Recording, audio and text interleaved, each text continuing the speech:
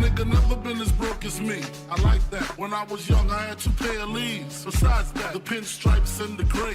The one I wore on Mondays and Wednesdays. While niggas flirt, I'm throwing tigers on my shirt and alligators. You wanna see the inside? I see you later. They come the drama. Oh, that's that nigga with the fake. Wow, why you punch me in my face? Stay in your place, play your position. Become my intuition. Go in this nigga pocket, rob him while his friends watch it. And hoes clock it. Here comes respect. His crew's your crew, or they might be next. Look at they man, big man, they never try, so we roll with them. Stole with them, I mean loyalty. Niggas bought me milks at lunch. The milks with chocolate, the cookies, butter crunch, 80 lunch, 80 lunch.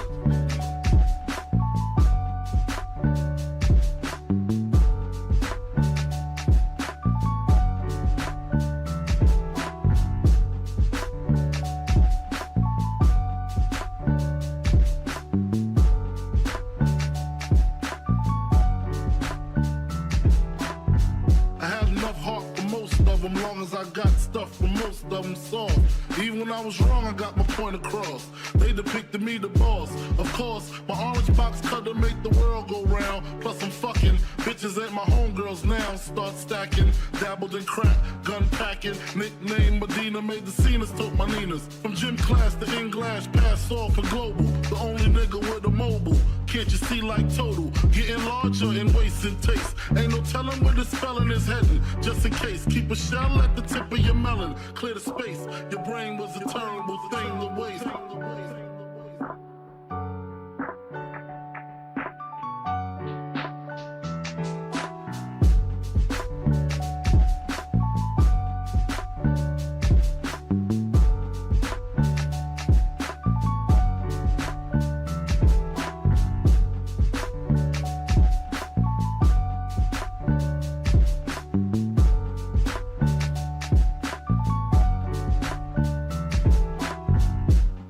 Realizing to master enterprise, and I ain't have to be in school by 10. I then began to encounter with my counterparts of how to burn the block apart. Break it down into sections. Drugs by these selections. Some use pipes, others use injections. Syringe sold separately. Frank the deputy, quick to grab my Smith & Wesson like my dick was missing. To protect my position, my corner, my layer. While we out here, say the hustler's prayer. If the game shakes me or breaks me, I hope it makes me a better man. Take a better stand, put money in my mom's hand. Get my daughter this college plan, so she don't need no man. Stay far from timid, only make moves when your heart's in it. And live the phrase, sky's the limit. Motherfucker.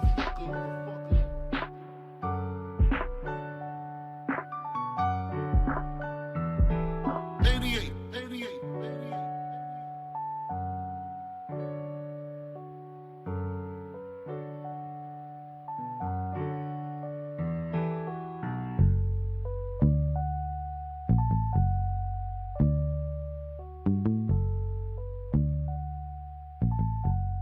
And live the phrase, sky's the limit.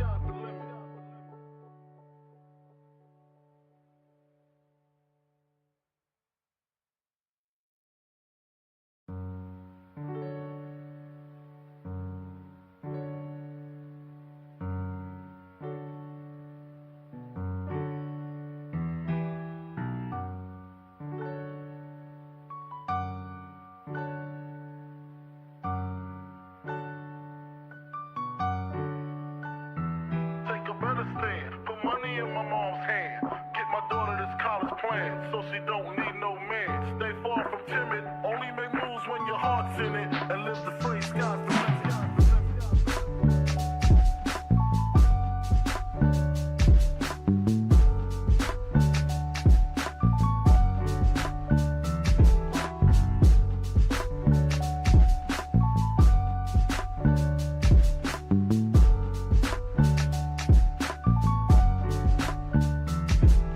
Never been as broke is me. I like that. When I was young, I had 2 pair of leaves. Besides that, the pinstripes and the gray. The one I wore on Mondays and Wednesdays. While niggas flirt, I'm throwing tigers on my shirt and alligators. You wanna see the inside? I see you later. Here come the drama. Oh, that's that nigga with the fake. Wow, why you punch me in my face? Stay in your place, play your position. Here come my intuition. Go in this nigga pocket, rob him while his friends watch it, and hoes clock it. Here comes respect.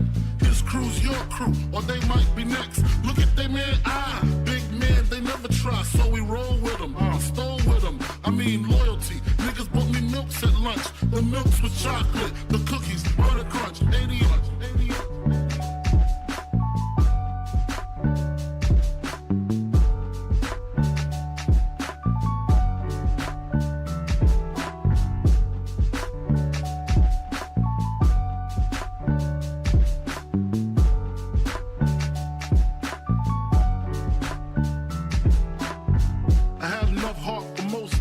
long as I got stuff for most of them soft. Even when I was wrong, I got my point across. They depicted me the boss. Of course, my orange box cutter make the world go round. Plus I'm fucking bitches ain't my homegirls now. Start stacking, dabbled in crack, gun packing. Nickname Medina, made the scenes, took my Ninas. From gym class to English, pass off for global. The only nigga with a mobile. Can't you see like total? Getting larger in waist and taste. Ain't no telling where this felon is heading. Just in case, keep a shell at the tip of your melon. Clear the space. Your brain was a terrible thing to waste.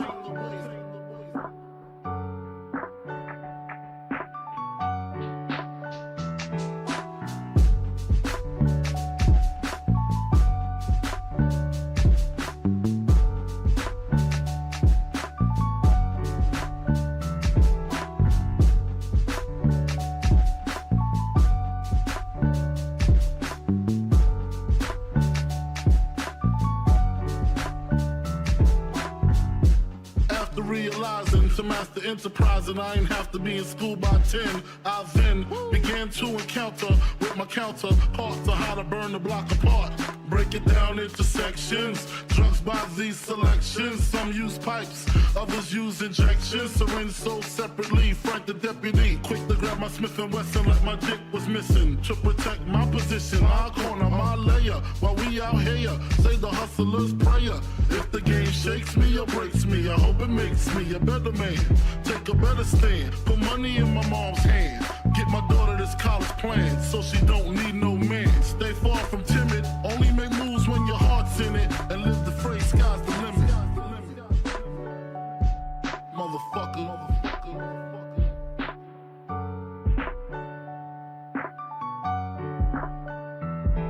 88.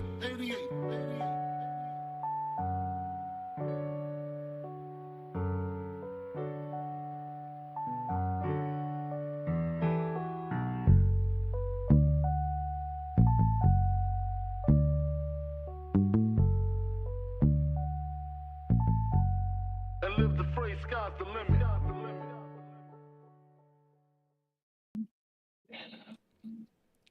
God damn. God damn is right. Bro. Dude, this is rigged. As soon as we went into the Discord, I moved it so it would be aligned. Now it's unaligned. You know who that is. I don't even want to say her name because she may appear. Moving my damn camera. Unbelievable. Well, regardless. What is going on, everybody? Welcome back to another edition of Notorious Unscripted. This is episode 205 of Unscripted, man. And with that, how is everybody doing? And thank you guys very much for joining us here on this fine Monday night. Thank you guys very, very much for joining us, bro. Whether you're here live, as some people are doing very provocative things in the chat, Mr. Flex, or whether you're part of the replay, thank you guys for joining us here tonight on this episode of Unscripted, man. We got Dynamite 250 to talk about, man. Nothing really on SmackDown. It was kind of your rinse and repeat. SmackDown. Yeah, it was kind of your rinse and repeat episode of SmackDown. It was actually basically the same thing they did 2 weeks ago, in terms of like the ending and all that good stuff. So not really much SmackDown to talk about tonight.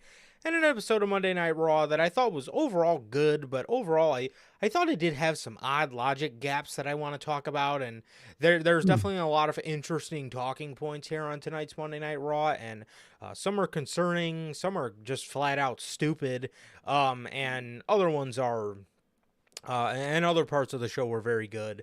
And then there was other parts of the show that were just kind of blah.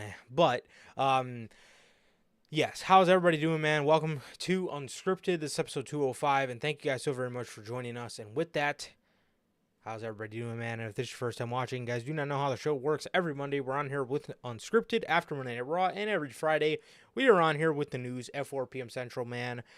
If you guys did miss this past Friday's edition of the news, new WWE Championship designs coming soon for the SmackDown brand. There was that. There was a bunch of stuff we talked about on that episode. Yes, new WWE titles coming soon for the SmackDown brand. AEW and Ric Flair's partnership coming to an end, man. We talked about all that good stuff and many, many, many, many more good stories on that episode of the news, man. That's episode 223 of the news. And thank you guys so very much. What the hell am I talking about? Yes, episode 223 of the news is available on all platforms. And if you guys, is what I meant to say, and if you guys have not got a chance to watch that episode of the news, that is up on all platforms for you guys, man. That's Anchor, Spotify, Google Podcasts, Apple Podcasts. And if you want to see it first, join us right here live every Friday at 4 p.m. Central with the news, man. Also, is it... yeah, damn, alrighty, dude. Next Friday's episode of the news will be... Damn, predictions. Really? Wait, no. Not this Friday. Next Friday. Okay. Next Friday. Okay. Yeah, I don't know why in my head I envisioned it being this Friday. Probably because I'm anticipating SummerSlam. But never mind. Not this episode of Friday is going to be the predictions. But yes, if you guys did miss 223, again, it's available on all platforms for you guys, man. Also, if you guys haven't got a chance to pick up some of the official Notorious Heels podcast merchandise, you guys can now find this live on bonfire.com. That is the link is at the top of the description for all the merch, man, you see on your screen here. Good Lord, I am butchering this today. All the merch, all the official NHP merch is available on bonfire.com. Link is at the top of the description of this very video, man, where you can find all 8 of these beautiful designs and many, many, many more available on the merch shop for you guys. Again, that is bonfire.com. Link is at the top of the description of this very video, man. Also, if this is your first time watching and you guys do not know who we are here at NHP, I am Johnny, one half of the host of this very podcast. And as for the other half, we got my man Sir K here. How the hell are you, bro? I'm doing good, man. I'm doing good. I'd say I'm doing fine. Really? Just been chilling, man. Been chilling. Been the usual. Just been the same, man. Been the same. So just look forward for SummerSlam and whatnot, and I can't wait. It'll be a fun weekend, man. I can't wait. Can't wait for SummerSlam. It's looking to be a real good show. Real good weekend so far. But as for other things, I'm good, man. I'm good. I'm doing all right. Like Durante was asked, how's life? How's the family? Life's good. The family's good. How's everyone doing in the live chat? Flex, how you doing? Anybody else watching? How you doing? And anyone in the replay, how you guys doing too? And what about you, bro? How are you doing? Yes, at face value, I'm doing good. I'm doing good, man. Yeah, I'm doing all right, bro. I'm doing all right. Hanging in there, bro. Trying to duck my head down and get through the rest of this fucking year. I don't want to look at the numbers 20 and 24 anymore. At least next to each other anymore. Yeah, but again, at face value, I'm doing good. So yeah, man, I'm doing all right, bro. I'm doing all right. Not too shabby, and yeah, that's that, dude. As Durante always asks, man, I'm good. Family's good. What about you, Durante? Logan, Bell, how the hell are you guys doing, man? Whether you guys are here now or part of the Replay Mafia, man, JT, JB, how the hell are you guys? And thank you guys for joining us as always, man. And of course, Flex. Good Lord, what are you putting in our comment section? This Wait, he's not guy. doing that. I'm not gonna say anything. This guy. Okay. I wouldn't be either. You never know anymore. But yeah, like I said, man, we got it was a good episode of AEW Dynamite, man. I enjoyed this episode of AEW Dynamite somewhat. I enjoyed this episode somewhat. I did think it felt a little rushed.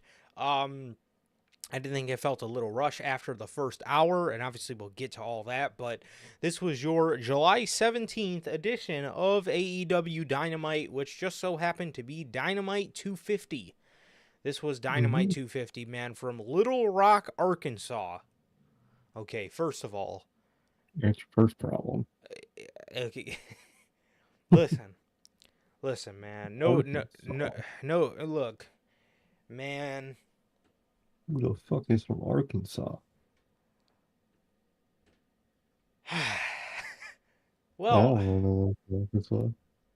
Well, actually, you do. I do? Somewhat. I didn't know if you know this, but my pops is from Arkansas. Kind of. He's Really? from Chicago. He was born here. Spent the first couple of years of his life in Arkansas. Really? I never knew that. Well, Yes. sorry to him for that, I guess. Yes. Just twice I did that on this show. Hey, it's all good, dude. It's all good. I wouldn't think it either if you've met my pops. But I gotta yeah. stop immediately burying places. Yeah, it's all right. I'd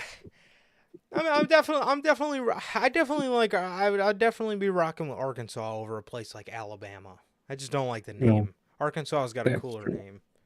Arkansas, but it's got something. It's got something. It's not fucking Alabama. You know what I mean? So I can respect that.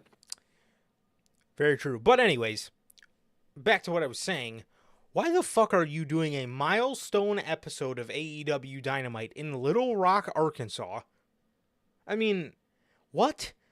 Don't you think Dynamite 250 should go in like a Miami or Sacramento, Los Angeles, fucking San Francisco, No, you could something. even brought it back to Jacksonville for this, like, the celebration. Daly's Place. Well, I don't know. Daly's Place is a little overplayed. Daly's Place is only overplayed because AEW makes it overplayed. They always market a homecoming every time they go there, even though they go there twice a year. Like, bro, if you're going to market something a homecoming, at least go there like once every fucking 2 years, or at the least. Exactly. At the least, you don't need to go there all the fucking time still. Yeah, I mean, somewhat of a major city. I would say Chicago, but they already give us too fucking much out of the year. But, I mean, even Chicago, New York, New Jersey, LA, fucking San Francisco, something, dude. Seattle. Something. Bro, Little Rock, Arkansas, for a milestone episode of Dynamite like this, that you legitimately featured MJF and Will Ospreay on. In Little Rock, Arkansas. I mean, I don't understand that whatsoever. But it almost seems as if Tony Khan did not know that it was episode 250 of Dynamite until after he had the arena booked. I know that man's waiting for I don't know which number it is. I know Twitter always fucking brings it up as a joke, but I don't know if it's like 279 or something. But the Dynamite that's gonna technically outlive WCW, that episode, people are always saying, making jokes that that's really gonna be the fucking special episode of Dynamite. Tony Khan. Yeah, I mean, knowing how Tony is, dude, I mean, we all know Tony, and we know that he, especially because he's got that beef with Eric Bischoff, so I could very well see that. Even though Eric Bischoff is still, probably still worried about his 83 weeks. He's probably still worried about his... It's 289. It would be the one that they beat, because they had 288. Nitro had 288 episodes. I was curious. Well, we got about another less than a year. Yeah, Right, and then another we'll get 40, the 48 next big weeks. celebration Dynamite. Fucking 289, the Oh big Lord. celebration. Um. What a number. Well, yeah, what a random fucking number to celebrate on. But yeah, man. Yes. So Dynamite 250. I thought it was a good show. I did. I think AEW's been doing a good job going into All In.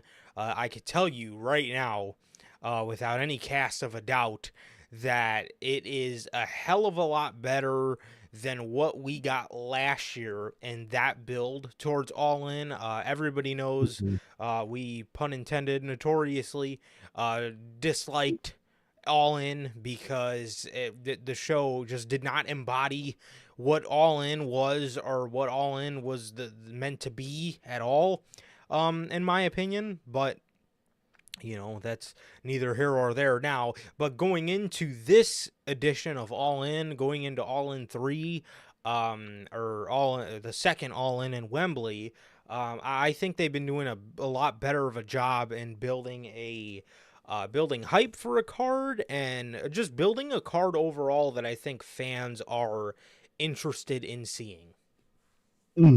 Exactly. It's looking pretty solid this year. I'm liking what they've been doing. These have been some of the Yeah. best Dynamites all year. Mm-hmm. Um, Even like this week, even though it wasn't nothing crazy, it wasn't a fucking Dynamite from 2 months ago. I'll fucking tell you that much.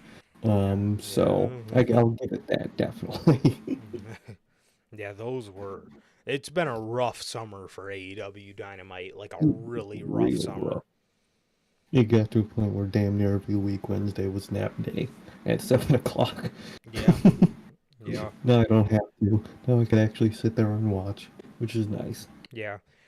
So, the opening match on Dynamite 250 was MJF versus Will Ospreay in what was advertised as an international championship match, and what was advertised was exactly what we got. It is Mhm. exactly what we got, man. They did not do any tomfoolery. They did not do any sort of any sort of Shenanigans. yeah, any sort of way to finagle their way out of this. Nothing. Nothing. They straight up gave us a match between MJF and Will Ospreay. Obviously, the match turned out great. But I just I like the match. I do. I really did. I enjoyed the match for what it was, man. Obviously it's an hour with Will Ospreay and MJF. I mean, who's gonna ever complain about something like that? I did not think this one went an hour, especially because their chemistry was so good. I don't understand why you didn't just save their first outing for Wembley. I mean, I get kind of the sense that you wanted maybe Will Ospreay to go into Wembley and chase. I maybe get that. And get his win back against MJF. So that I do get. But I also did not think they had to go an hour, especially with MJF cheating the way he did. I would have rather had them go 30 minutes Mhm. here, and then maybe 45 at All In. Also because too, if they go 45 minutes, then maybe Tony Khan would be a little more cautious on how many matches he puts on the card. But Yo, he won't. We'll be all in line at fucking midnight. I already know that. I'm already mentally preparing. well, for us it'll be about 3 or 4 o'clock, but it's kind of criminal that we've been watching since 11 a.m. But I get your point. For them, it'll end Oh at yeah. midnight. For them, I forget it's their only international show at the same location every year. Yeah, it'll Same end at same like 3 or 4 for us. Same location every year. location. Like, why open your market? Uh, Who needs that? Yeah, Who yeah, needs- yeah. What a taboo concept, right? That nobody's tapped into. Let's go to a different No. arena. Let's go to a different stadium here.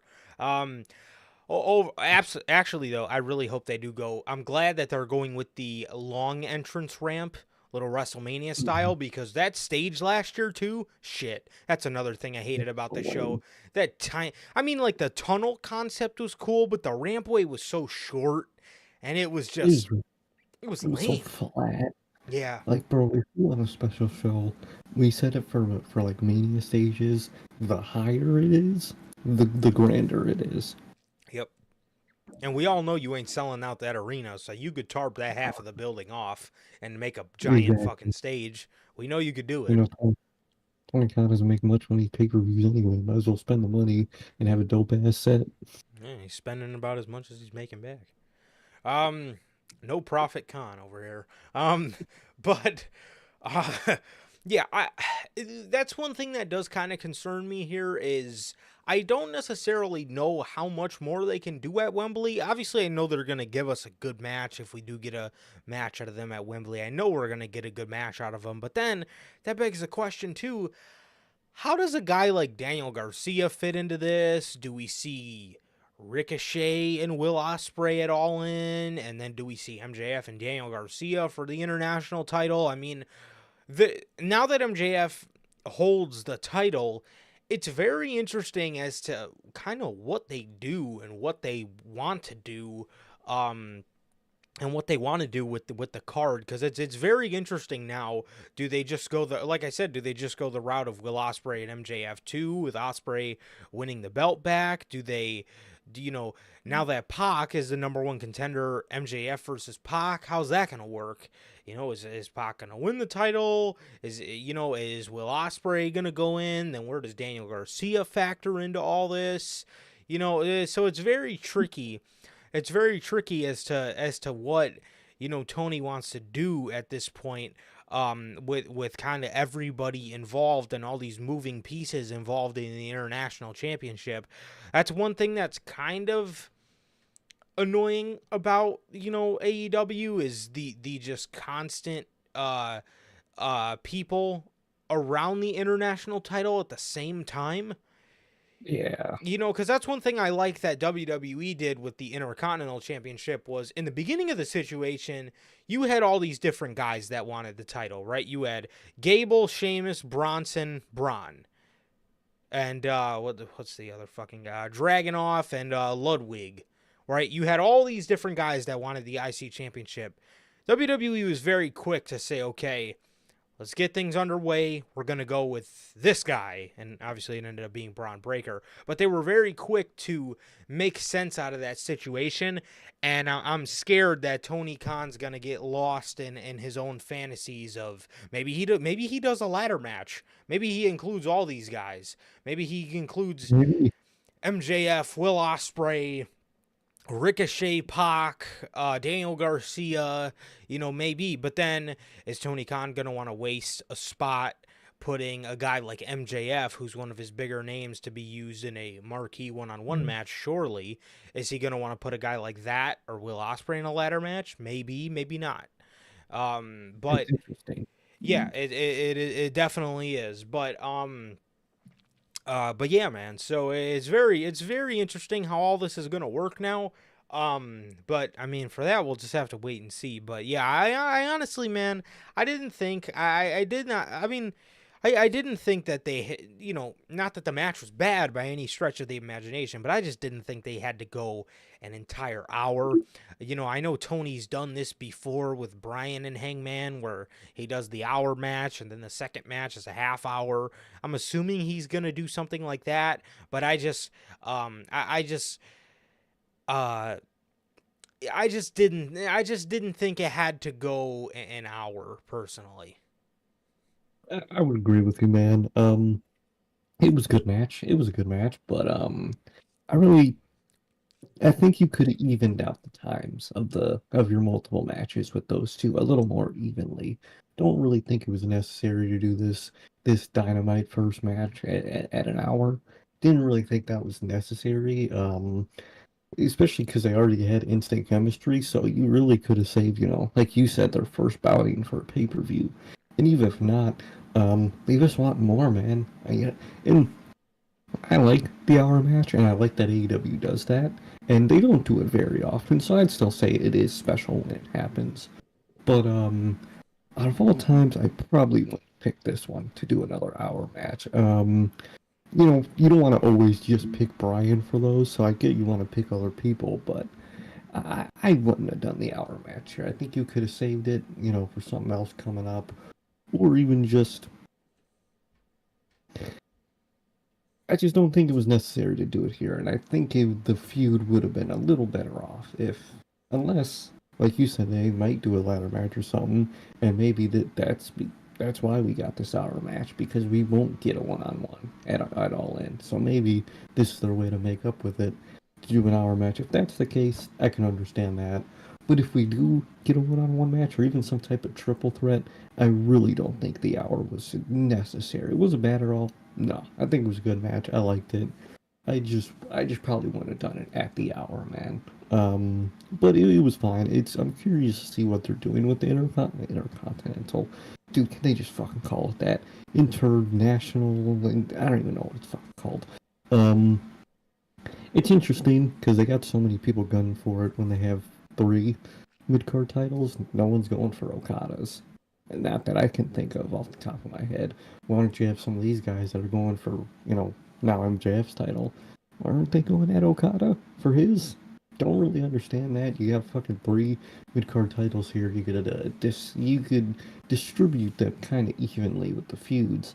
But they got the Pac thing coming in, so I'm really curious to see how they're doing it, man. I feel a part of me says they're gonna find a way to take it off MJF, maybe to put it on Pac. And again, I think I said last week, maybe they do their own, like the international title got its own pocket away from all the MJF, Will Ospreay, Garcia stuff. Maybe I'm not too sure, man, but I think it's a little more possible now.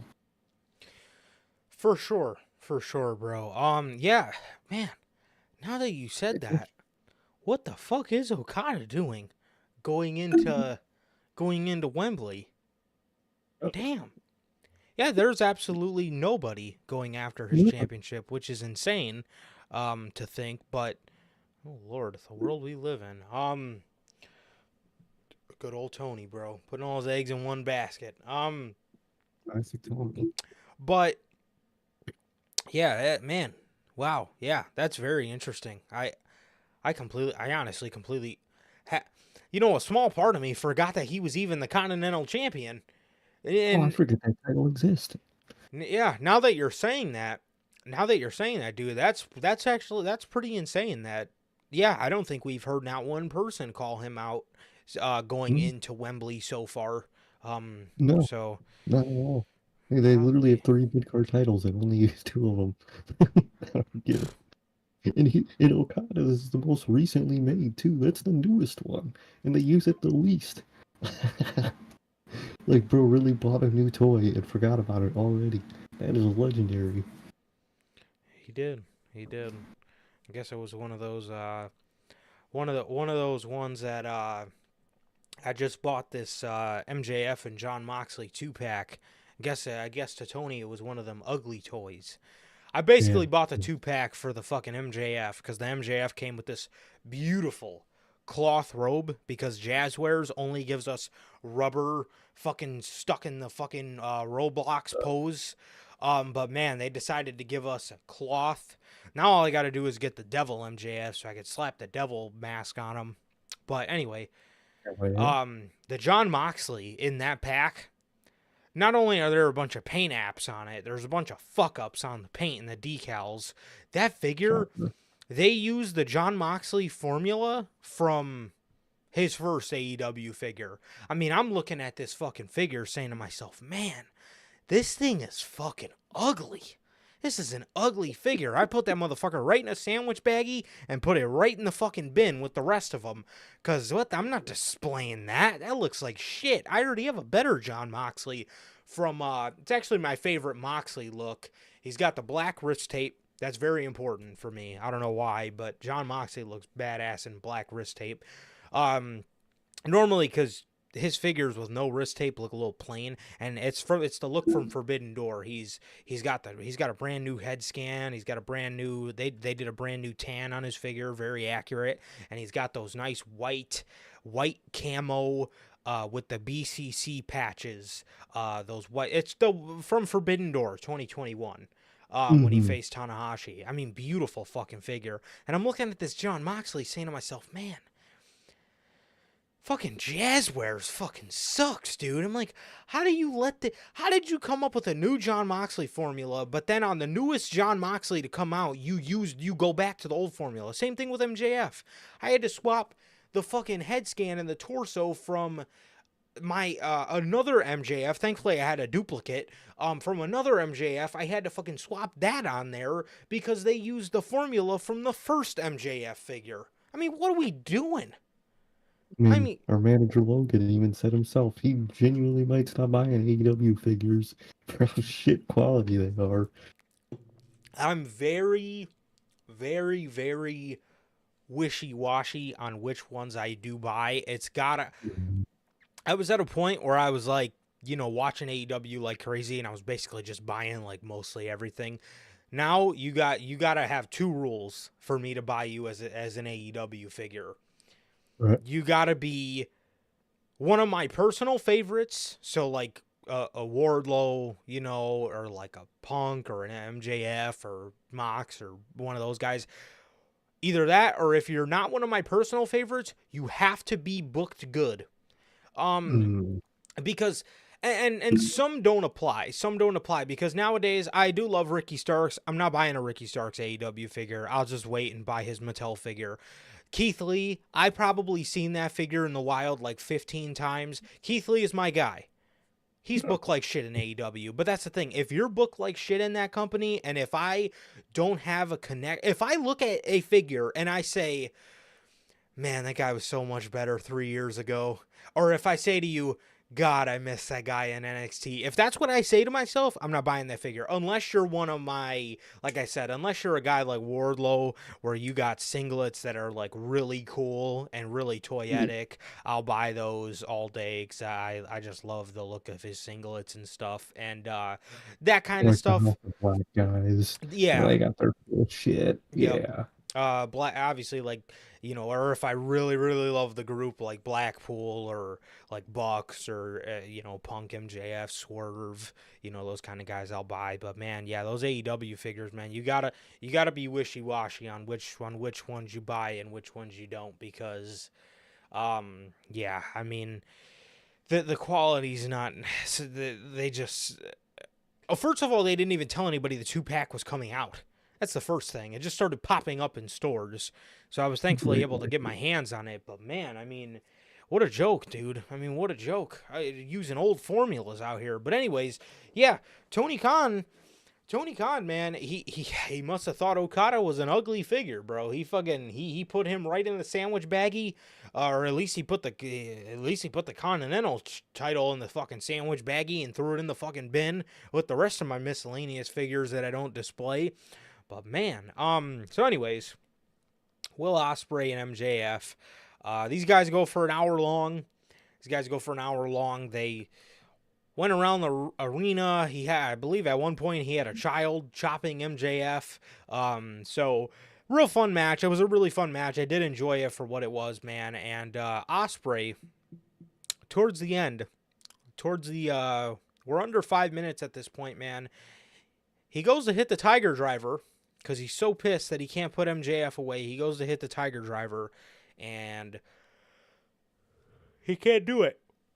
He lifts Max up, but he can't find it within himself to drop him on his head.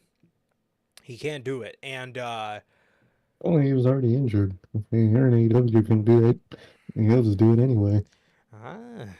Let's be very thankful that Will Ospreay's got some decency in him nowadays to not drop people on their head. I think that's everybody's finisher in AEW.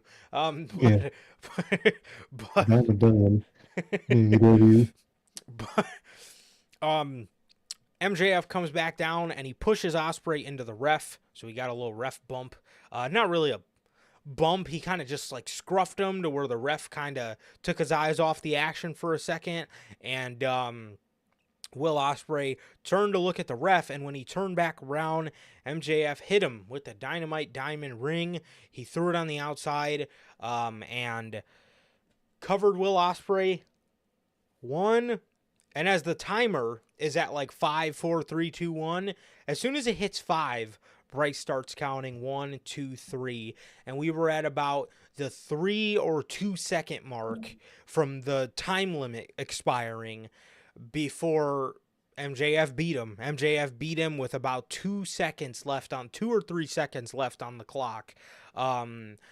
In order to, beat Will Ospreay for the international title. They were laying there. They had to get them oxygen. As MJF is somewhat celebrating with the international championship, he's saying, easy dub. Easy dub.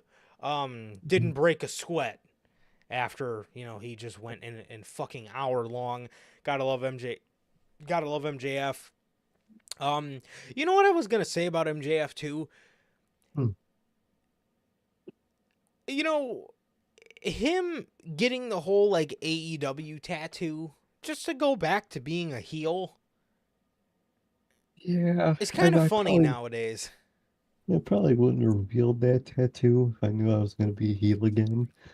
I'd probably save that one for like a year or two down the line and be like, hey, back 2 years ago, I got this. You know what I mean? I probably wouldn't have revealed it if I knew I had to turn heel in like 2 fucking weeks.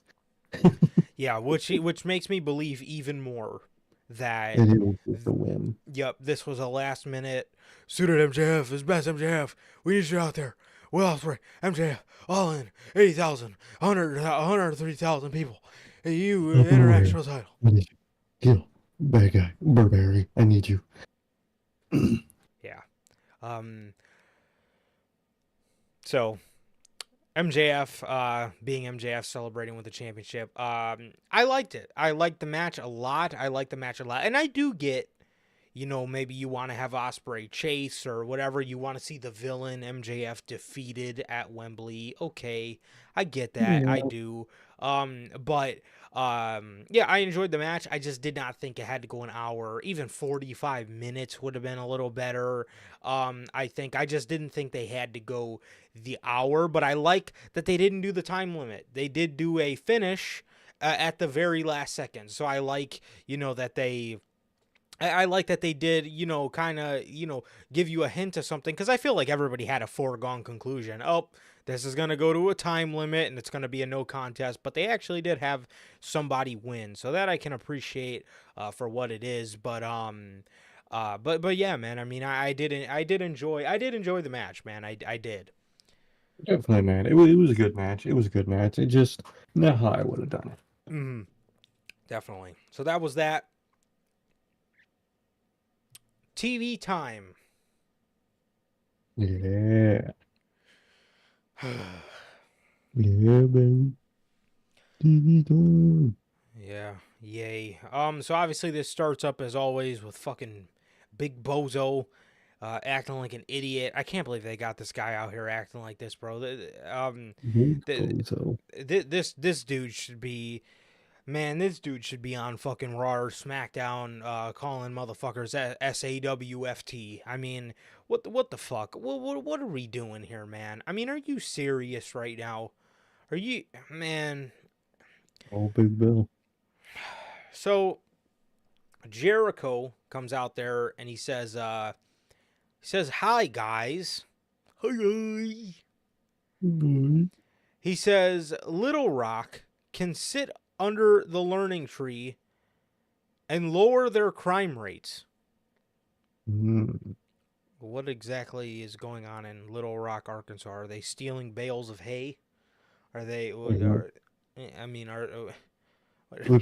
Are they illegally milking cows? I mean, what are they doing in Little Rock? The only reason I even know that city exists is from the movie Zombieland. Because one of the characters was named that because they were from that city. That's the only reason I know this city exists. So I don't know what the fuck they got going on over there. Wow. Our social studies teachers did not do us justice. No, not at all. Fucking movies did, I guess, because fucking that's what I remember that fucking shit from. Yeah. Actually, the first time I found out about Little Rock, Arkansas was SVR 2010. There was a Road to WrestleMania, and I remember you were in Little Rock, and something huge happened. I can't remember what it was, because, that was Oh, Yeah, man. that was What's a that, minute maybe ago. 13, 14 years ago? But something happened in Little Rock, Arkansas on your road to WrestleMania in SVR 2010. So that's how I know about Little Rock, Arkansas. Fun fact. But he says they should sit under the learning tree and lower their crime rates. He says that this is episode 250, and he's been on almost every single Dynamite, and he's making a promise to never miss another Dynamite, and he will be appearing on every Dynamite until episode 500. Yep, that's canceled Dynamite. That's it. Is this Chris Jericho giving us an early glimpse on his retirement? Because if it took us 5 years to get to 250, it's going to take us another 5 years to get to episode 500. You know, One more years, baby. it's either that or Jericho said on multiple occasions, though, if he wakes up one day and figures that he just can't hang anymore, he's going to hang it up. But the concerning part of that is, he said recently in interviews, he still feels that he can have the best match on the card on any given night, even though I cannot remember telling you the last time he had the best match on a card. I could tell you, I could tell you in 2022 he had a great year. Maybe you could say Jericho and Ricky Starks from early 2023, but I wouldn't even say that was I wouldn't say that was the best match on the card. I would say that was a good match. The last time he had the best match on a card, dude, I mean, we're talking years ago. Exactly. Fucking years. Probably like fucking 105 or whatever. You know what I mean? Long ago. So the only one I could think maybe in recent memory is Jericho and Omega, Wrestle Kingdom. Yeah. Maybe. However, he says it's time for people to listen to the learning tree because people are starting to get hurt if they don't listen. Like Hook, Shibata, and not Jericho, Joe. My man Sweet Tooth. How's that ice cream truck, man? How's that ice cream truck? Save me an ice cream sandwich after you get done blowing up them cultists. You know what I'm talking about? Yeah, dude, I know exactly what you're talking about, actually. Exactly.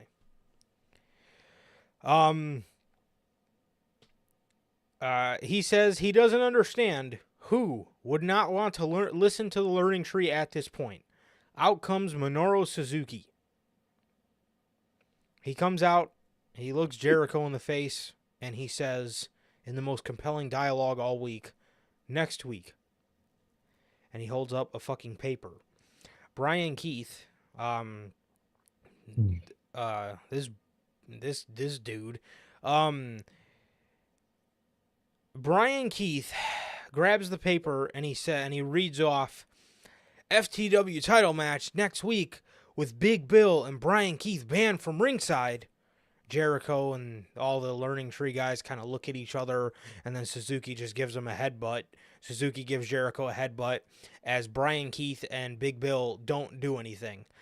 They just stand there after their boy just got headbutted. They just stand there. I guess they're like so old. Yeah, I guess they're. I don't know. I guess they're scared of Minoru Suzuki. This segment was obviously not needed on the show. This obviously is where the show took a bit of a dip for me for a segment, and the rest of the show was fine. But this, I mean, dude, every time I see that stupid fucking 3D tree with that stupid monitor and that stupid patch of grass, and I see the fucking Big Bill standing out there smiling, it immediately puts a damper on my night. I mean, who thinks? I mean, dude, you've been having really good strings of episodes of Dynamite. I don't understand, especially because you've been having I could see if everything's bad on your episode to where it's maybe harder for you to find, in his delusional mind, where it's harder for you to find out what's bad. But if everything's good and then you have this sticks out like a sore thumb to me as, oh, okay, all this stuff looks like it's, eligible to legitimately be on Dynamite. And then there's that. And that is TV time with Jericho. And it is horrible. And I don't know, the whole act is just corny, dude. His fucking group sucks. They're not legit at all. I mean, they're about. I mean, the fucking Pride has more legitimacy than them, and their fucking leader looks to be out of the company. So that's the first thing. Actually, no, it's actually even worse. The Final Testament has more legitimacy than the Learning Tree, and that is insane. Okay. That's really sad. Okay, I mean, Karrion Kross looks like a fucking broke down ass Red Dead 2 character, and he has more legitimacy in his group than the Learning Tree does. I mean, this group is so bad, man. It's so bad. It's like I said, that you can't take anybody seriously, man. He's so corny, trying to just blatantly copy, like, what fans hate about, let's say, like, the Def Rebel theme songs, where he puts the stupid tagline in the beginning and then it just goes into some generic rock. It's so fucking corny, dude. If you want a Def Rebel theme song, bro, just go back to WWE. I mean, I don't know if that's what you want at this point, because you're really reaching for shit to do here in AEW, man. I mean, good God, it is horrible. Quite literally, man, it's really bad, especially with, Joe gone. Kind of wrote Hook Off TV too in the process. What is this group? Fucking Orlando. Boy, I wish, man. But like, what's even the purpose of this group on TV right now? They're feuding with a fucking New Japan guy. Go do this in New Japan for all I give a fuck. You know what I mean? Don't understand why they're on TV. The act is worthless. Just spare us the TV time and use that time for something much more interesting and compelling, please. Absolutely. The Elite are backstage. They're hyping up their match at Blood and Guts next week. Mercedes walks up and she thanks them for banning Britt Baker from the backstage area, so she can celebrate Dynamite 250. Okada whispers something into Matt's ear, and Matt says to Mercedes, he says, "Hey, Rainmaker wants to see you do your CEO dance." And as awkward as can be, she's in the hallway doing her dance. Doing her dance in an empty fucking hallway. And Okada starts sweating. He starts sweating, wiping his forehead, saying, "It's so hot in here." Gotta love Okada, man. This guy. Gotta love it. This guy. I think that's all these neckbeards watching Liv Morgan every week. Oh, dude, the Raw audience.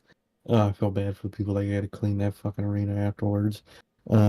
Just smelly as shit in the world. But yeah, it was a funny backstage segment. Again, don't know why no one's going for Okada's title, but he's back there, doing his Okada shtick, and I like it. Yeah, man. I mean, all these guys, bro. They think they got a chance with Liv Morgan, but they don't even have a fucking chance with fucking Old Spice deodorant. Let alone Liv Morgan. And trust me, man, I'm telling you, man, I can't talk about it enough, bro. But dude, I've never smelt something like that fucking hallway in Allstate Arena after Survivor Series. I mean, dude, the fucking smell of must. I mean, yo, it's winter time. Motherfucker, you're not supposed to sweat like this in the winter. It's cold outside. People, that's usually when we're free from must. If we were in the summer, I could have been like, all right, it's hot outside. Maybe it's hot in the arena. Motherfuckers are sweating. Man, these wrestling fans, bro, sweating, musting through the AC. I mean, dog, you got to be a different kind of wildebeest to do that shit, bro.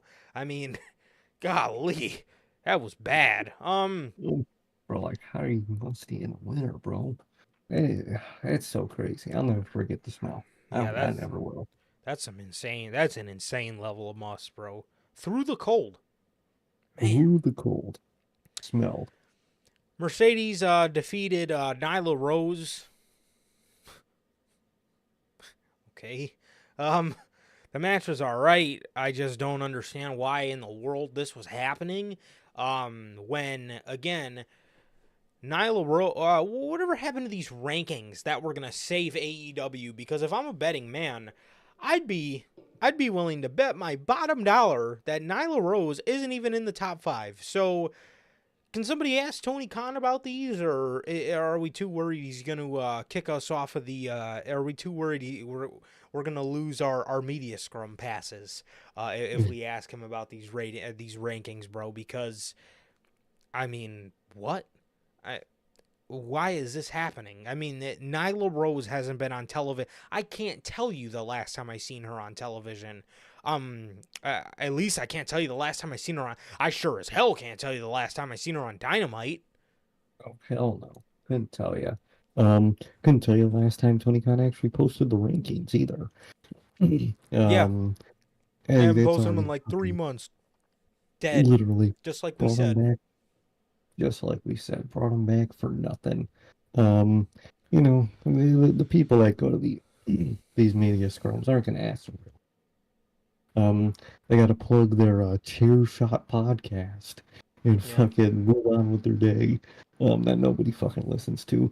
But you know how it is, man. Get us on one of them. Get us on either companies. I got shit to ask both. But yeah, it was a match. I'll tell you Absolutely, man. Yeah. Yeah, it is man, it is a toxic place at those media scrums, bro. It's a toxic place. that. It really is. You ask legit questions, people hate you for it, say you're a shit journalist. They want you to they want you to be they want you to be there as a fan. He a Yeah. fan, he a fan, he a fan. And that's what They they love want you to both. be. They want you to be a fan, and they don't want you to, they want those to be all fucking lollipops and fucking unicorns is what they want those, those media They scrums to be. So they want you to ask about the gate that the company did tonight. What records did they send? Like, bro, I don't give a fuck. Why the fuck y'all using Def Rebel? And for Tony Khan, why the fuck are you Tony Khan at this point? Oh, you got so much shit to ask that man. I gotta write a list. I hope you don't ask that question because I would love to see the look on his face. Why the fuck are you Tony Khan at this point? What? But please don't ask that one. Oh, maybe actually that might be a good question. But so his eyes might stare off into 1,000 different universes though. However, Oh, it will. It'll be great. so Mercedes wins here in this battle. This is this battle of these two rankings warriors is Mercedes and Nyla Rose, and she is celebrating on the outside, and somebody's there in a Sting mask, takes off the Sting mask, and obviously it's Britt Baker. She goes after Mercedes and chases her to the back. I love keeping the legacy of Sting always. Yes, love keeping the legacy of Sting going, man, with the old guy in crowd with the Sting mask, little thing they had. I love that. I was just thinking about Sting the other day, man. I wonder how he's doing. I wonder how retirement is treating Mr. Borden. But I'm curious. yeah, so that was that. Obviously more build and more ways for Britt Baker to annoy Mercedes enough to give her a title shot at All In. So, yeah. Exactly. Like how it's building up. Definitely. Jack Perry's backstage. He asked Darby Allin why he had to attack Brandon Cutler last week. But then he says, what I meant to say was, do you think I give a shit about Brandon Cutler? And then he attacks Brandon Cutler in the backstage area and tells Darby to come find him tonight. So, obviously that was that, and we got obviously more of a development later in the night. Definitely. Like, well, I'm glad Darby's back, man. I really am. Oh, dude. Thank God. A lot of people like to say, well, there's only one pillar in AEW. That's not true. There's two. There's definitely not four. But there's two of them. I don't even say there's three. There's just two. Yeah. Oh yeah. No.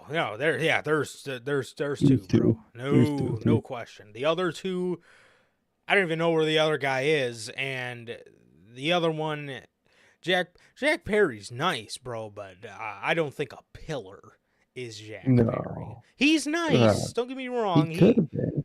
Exactly. He could have been, but he's not. Yeah, and I mean, maybe. I mean, hey, we're not completely out of time, man. Maybe he will, you know, exude some superstar into himself. But in all honesty, bro, I mean, I doubt it. But a lot of. Go ahead. I was gonna say, man, a lot of people like to say, bro, that there's only one pillar. If you ask me, there's two.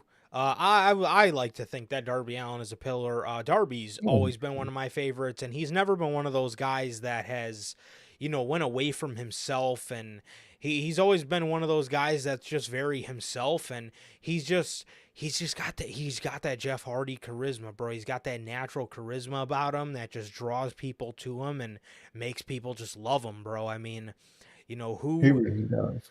Yeah, I mean, he literally, dude, reminds me just of Jeff Hardy, bro. So he's just just got that about him, man. Exactly. He doesn't have to do much to himself. He doesn't have to change the character. He just goes out there and beats himself, and whether it's in the ring or on the mic, we care about him, man. He's he never really been in nothing really bad either. I think if you're talking from start of the company to now, he's probably the most consistently solidly booked person on that show that isn't a member of the elite. Yeah. And there's been points where maybe we don't see him for a while, but Tony, you know, usually is good about coming back around and, you know, remembering that, oh shit, Darby Allin's employed here. Exactly. So I definitely say you do got two pillars. You got MJF, you got Darby. One of them, and for the other one, genuinely, I don't even know if we're going to see him in this company again. I wouldn't doubt it if we don't. I see him coming back. I think for Guevara, I think we'll see him back, but I'll say this. I think this is the last chance he gets, and I think if there's some major mishap again with him, I think either he's got two more chances or one. Either way, he's running out. I think he is. I think he could return again, but if he does, I really think it'd be the last time, because I think Tony Khan kind of gave up on him. I think he really did. So, I mean, do you blame the guy? I don't. I mean, not that it's very rare for Tony to give up on somebody in AEW, but in Guevara's case, I think he gave up on him as a main pillar of the company. I think he gave up on him as like one of the company's future bright stars. Exactly. It wasn't a Tony Khan forgetting. Yeah. It was a Tony Khan giving up, because he forgets about half the roster. Yeah. Fucking, right. Man, he probably doesn't even know Keith Lee's still employed. But he has no idea. As for Guevara, I really think this whenever he comes back from his fucking, it's like been fucking 6 months at this point, this fucking new thing done. Whenever he comes back, I think this will be his last shot, and I wouldn't doubt if he fucks it up. I'm not gonna lie. And I think too, I mean, again, nobody knows the full story, but I think something with I think the shit with Sammy, I maybe feel like Sammy felt he can fuck off a little much because he was friends with TK, and maybe that landed him in the wrong, in the wrong spot. I know quite a bit we hear about his, quite a bit we hear about him backstage and stuff like that, and I maybe think that he, you know, feels like he can get away with a Mm-hmm. lot because he's friends with Tony or whatever the case is. And I also think it could be either that or it could be a case of Tony looking at him, seeing what the internet's saying about him, which obviously from the TNT Championship stuff, you know, he wasn't a popular guy in that era. A lot of people were, you know, constantly telling Tony how he sucked and he's not a pillar or whatever. And instead of Tony trying to make him change it, Tony thought that he had, you know, Edge and Lita on his hands and decided to keep letting him doing what he was doing, and it buried him into oblivion, man. He buried himself. But it could be that because again, Tony did not take the initiative, man. Tony wanted they wanted to constantly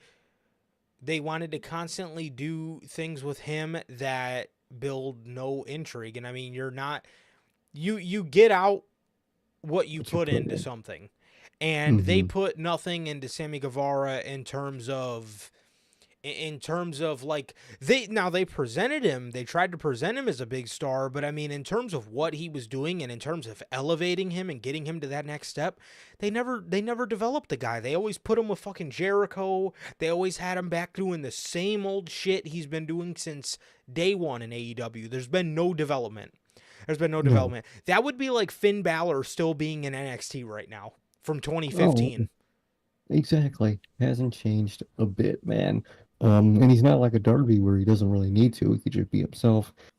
I hope he's not himself out there because from what we see, probably not that TV appropriate, but I don't know, man. He's a weird case. I think it's a mix of Tony Khan and him.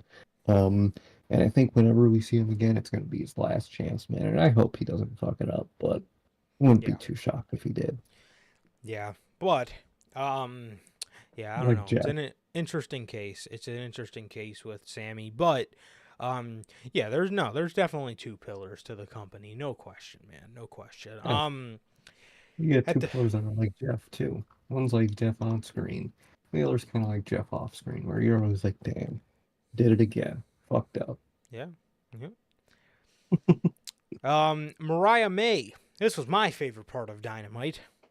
Oh yeah. Man, we hear the Tony Storm music, and she's coming out there, you know, with her back to the camera, and, you know, Tony Schiavone's freaking out. He's saying, oh my God, it's Tony Storm. She's here. She obviously turns around, and it's Mariah May. She turns around, and it's Mariah May. And Mariah comes out there, man, and before she can even speak, Tony Schiavone says, oh, speak, bitch, come on. That shit was hilarious. Caught me way off guard. That it was just fucking hilarious. I yanked my head up because I was like, you know, all like, not, I guess, fully enthralled. I guess I was just waiting for her promo to start. And then he said that, and that just like, I was just like, huh? What did he just say? I had to rewind it. But yeah, I don't know. Good old AEW commentary. Making asses out of themselves. Mariah's out there, man. She says, let's be honest. She said, let's be honest. Everyone saw this coming except for Tony. She said she was so eager for the spotlight, she did not realize she's been giving it away. And the question shouldn't be why. It should be what took me so long. She says she didn't think it would last this long either, but it was so easy and she was having so much fun stringing her along. She wanted to see how far it would go, but when she saw Wembley, and she thought, why take the horse out back when I can kill it in front of as many people as possible? Damn. Tough. She said, I love that line. That was that. I knew she was cooking, bro. Where was I? Oh, she said, why take the horse out back when she could kill it in front of as many people as possible? She says that she's been Toni Storm, and now she can be so much more. She says she's never loved Toni more than when she was crying, bleeding, and screaming her name. She says that was your best performance. I actually really like that line as well, because if you remember in the beginning of the character, Tony's big thing was she would call every time she was on television one of her performances. So, and Mm-hmm. for the love of God, that actually probably was her best performance, was selling Oh yeah. that Mariah May heel turn, which makes it even better. So she says that was your best performance to Tony. Mariah says Mariah says her best performance is going to be at All In. She says that All Elite Wrestling is all about Mariah. As Hell she yeah. laid on the ground and started flailing her legs around and her arms and making snow angels and whatnot. I don't know, whatever she had going on, doing the Toni Storm thing. This promo was fantastic. The Mariah did not raise her voice once. It was dark. It was eerie. It was a bit uncomfortable in a good way. You know what I mean? Hell yeah. This had, it was very timid and intimate. It wasn't her looking around to the crowd. She was dead ass leaning on the ropes the whole time, looking straight down the hard cam. So I really love that, man. I really do. And I honestly, man, I love the delivery of this promo. I thought it was awesome. I thought the delivery of this promo was awesome, and I thought it was a great follow up. I thought it was a great follow up to what happened last week. I thought it was close to perfect. Definitely, man. I think it was a phenomenal follow-up, man. I really like the way she presents herself as a heel. I love the cold, calculated, um, just no feelings she has towards it. I love it. I think it's really good. It's a good. You don't get that a whole lot in wrestling because, a lot of times the bad guy, they got to play up to the crowd. They got to get a little angry sometimes. And I like how she's just cold, calculated, unfeeling to what she's done, man. And I really like that. I think that's a really cool character for her. And it's her moment, man. I can't wait for Wembley with her. I really can't. Absolutely. And in the main event, Swerve defeat Okada by way of DQ. The Bucks interfered, which then led to everybody from Team AEW and everybody from Team Elite coming down, but it was 4-on-5. There was every member of the Elite out there, and there was just the 4 members on Team AEW. But then we heard the music of Darby Allin as Darby came ziplining down like Sting. He came ziplining down from the from above, from the rafters, as Tony Schiavone did a "It's Darby" the same way he used to do "It's Sting." But yes, he did a "It's Darby," but they ziplined, Darby Allin ziplined down, and a brawl broke out to end AEW Dynamite, and what should be hopefully a pretty good episode of Dynamite next week with blood and guts, man. I'm very excited to see Darby Allin in the structure. That usually never means anything good, in a good way. Yeah, exactly. Someone's gonna get hurt. It's AEW. We all know that. Legitimately, probably. So it's gonna be an exciting match. I love the AEW, death match, extreme match type shit. I think they do it phenomenally. Um, you know, their history with blood and guts isn't the best. Sometimes they fuck up the camera angles. Sometimes they fuck up other things. But overall, it's gonna be an AEW, special, extreme match, and it's gonna be great. I'm excited. What was the one last year? Was that Golden Elite and I think it BCC? was. I think it was. Yeah, it I was. Yeah, But it then what was was. 2020 was BCC versus JAS. Yeah. And then 2021 was Inner Circle and right? Or was that 20? No, that was 2021. Yeah, because Yeah. 2020 was going to be Elite versus Inner Circle. But And obviously that then, one got COVID canceled. fucked up. Yeah. Exactly. So Yeah. it's interesting, man. It's interesting, but I'm excited for next week. I love Blood and Guts, and Darby Allin. Man. I can't wait.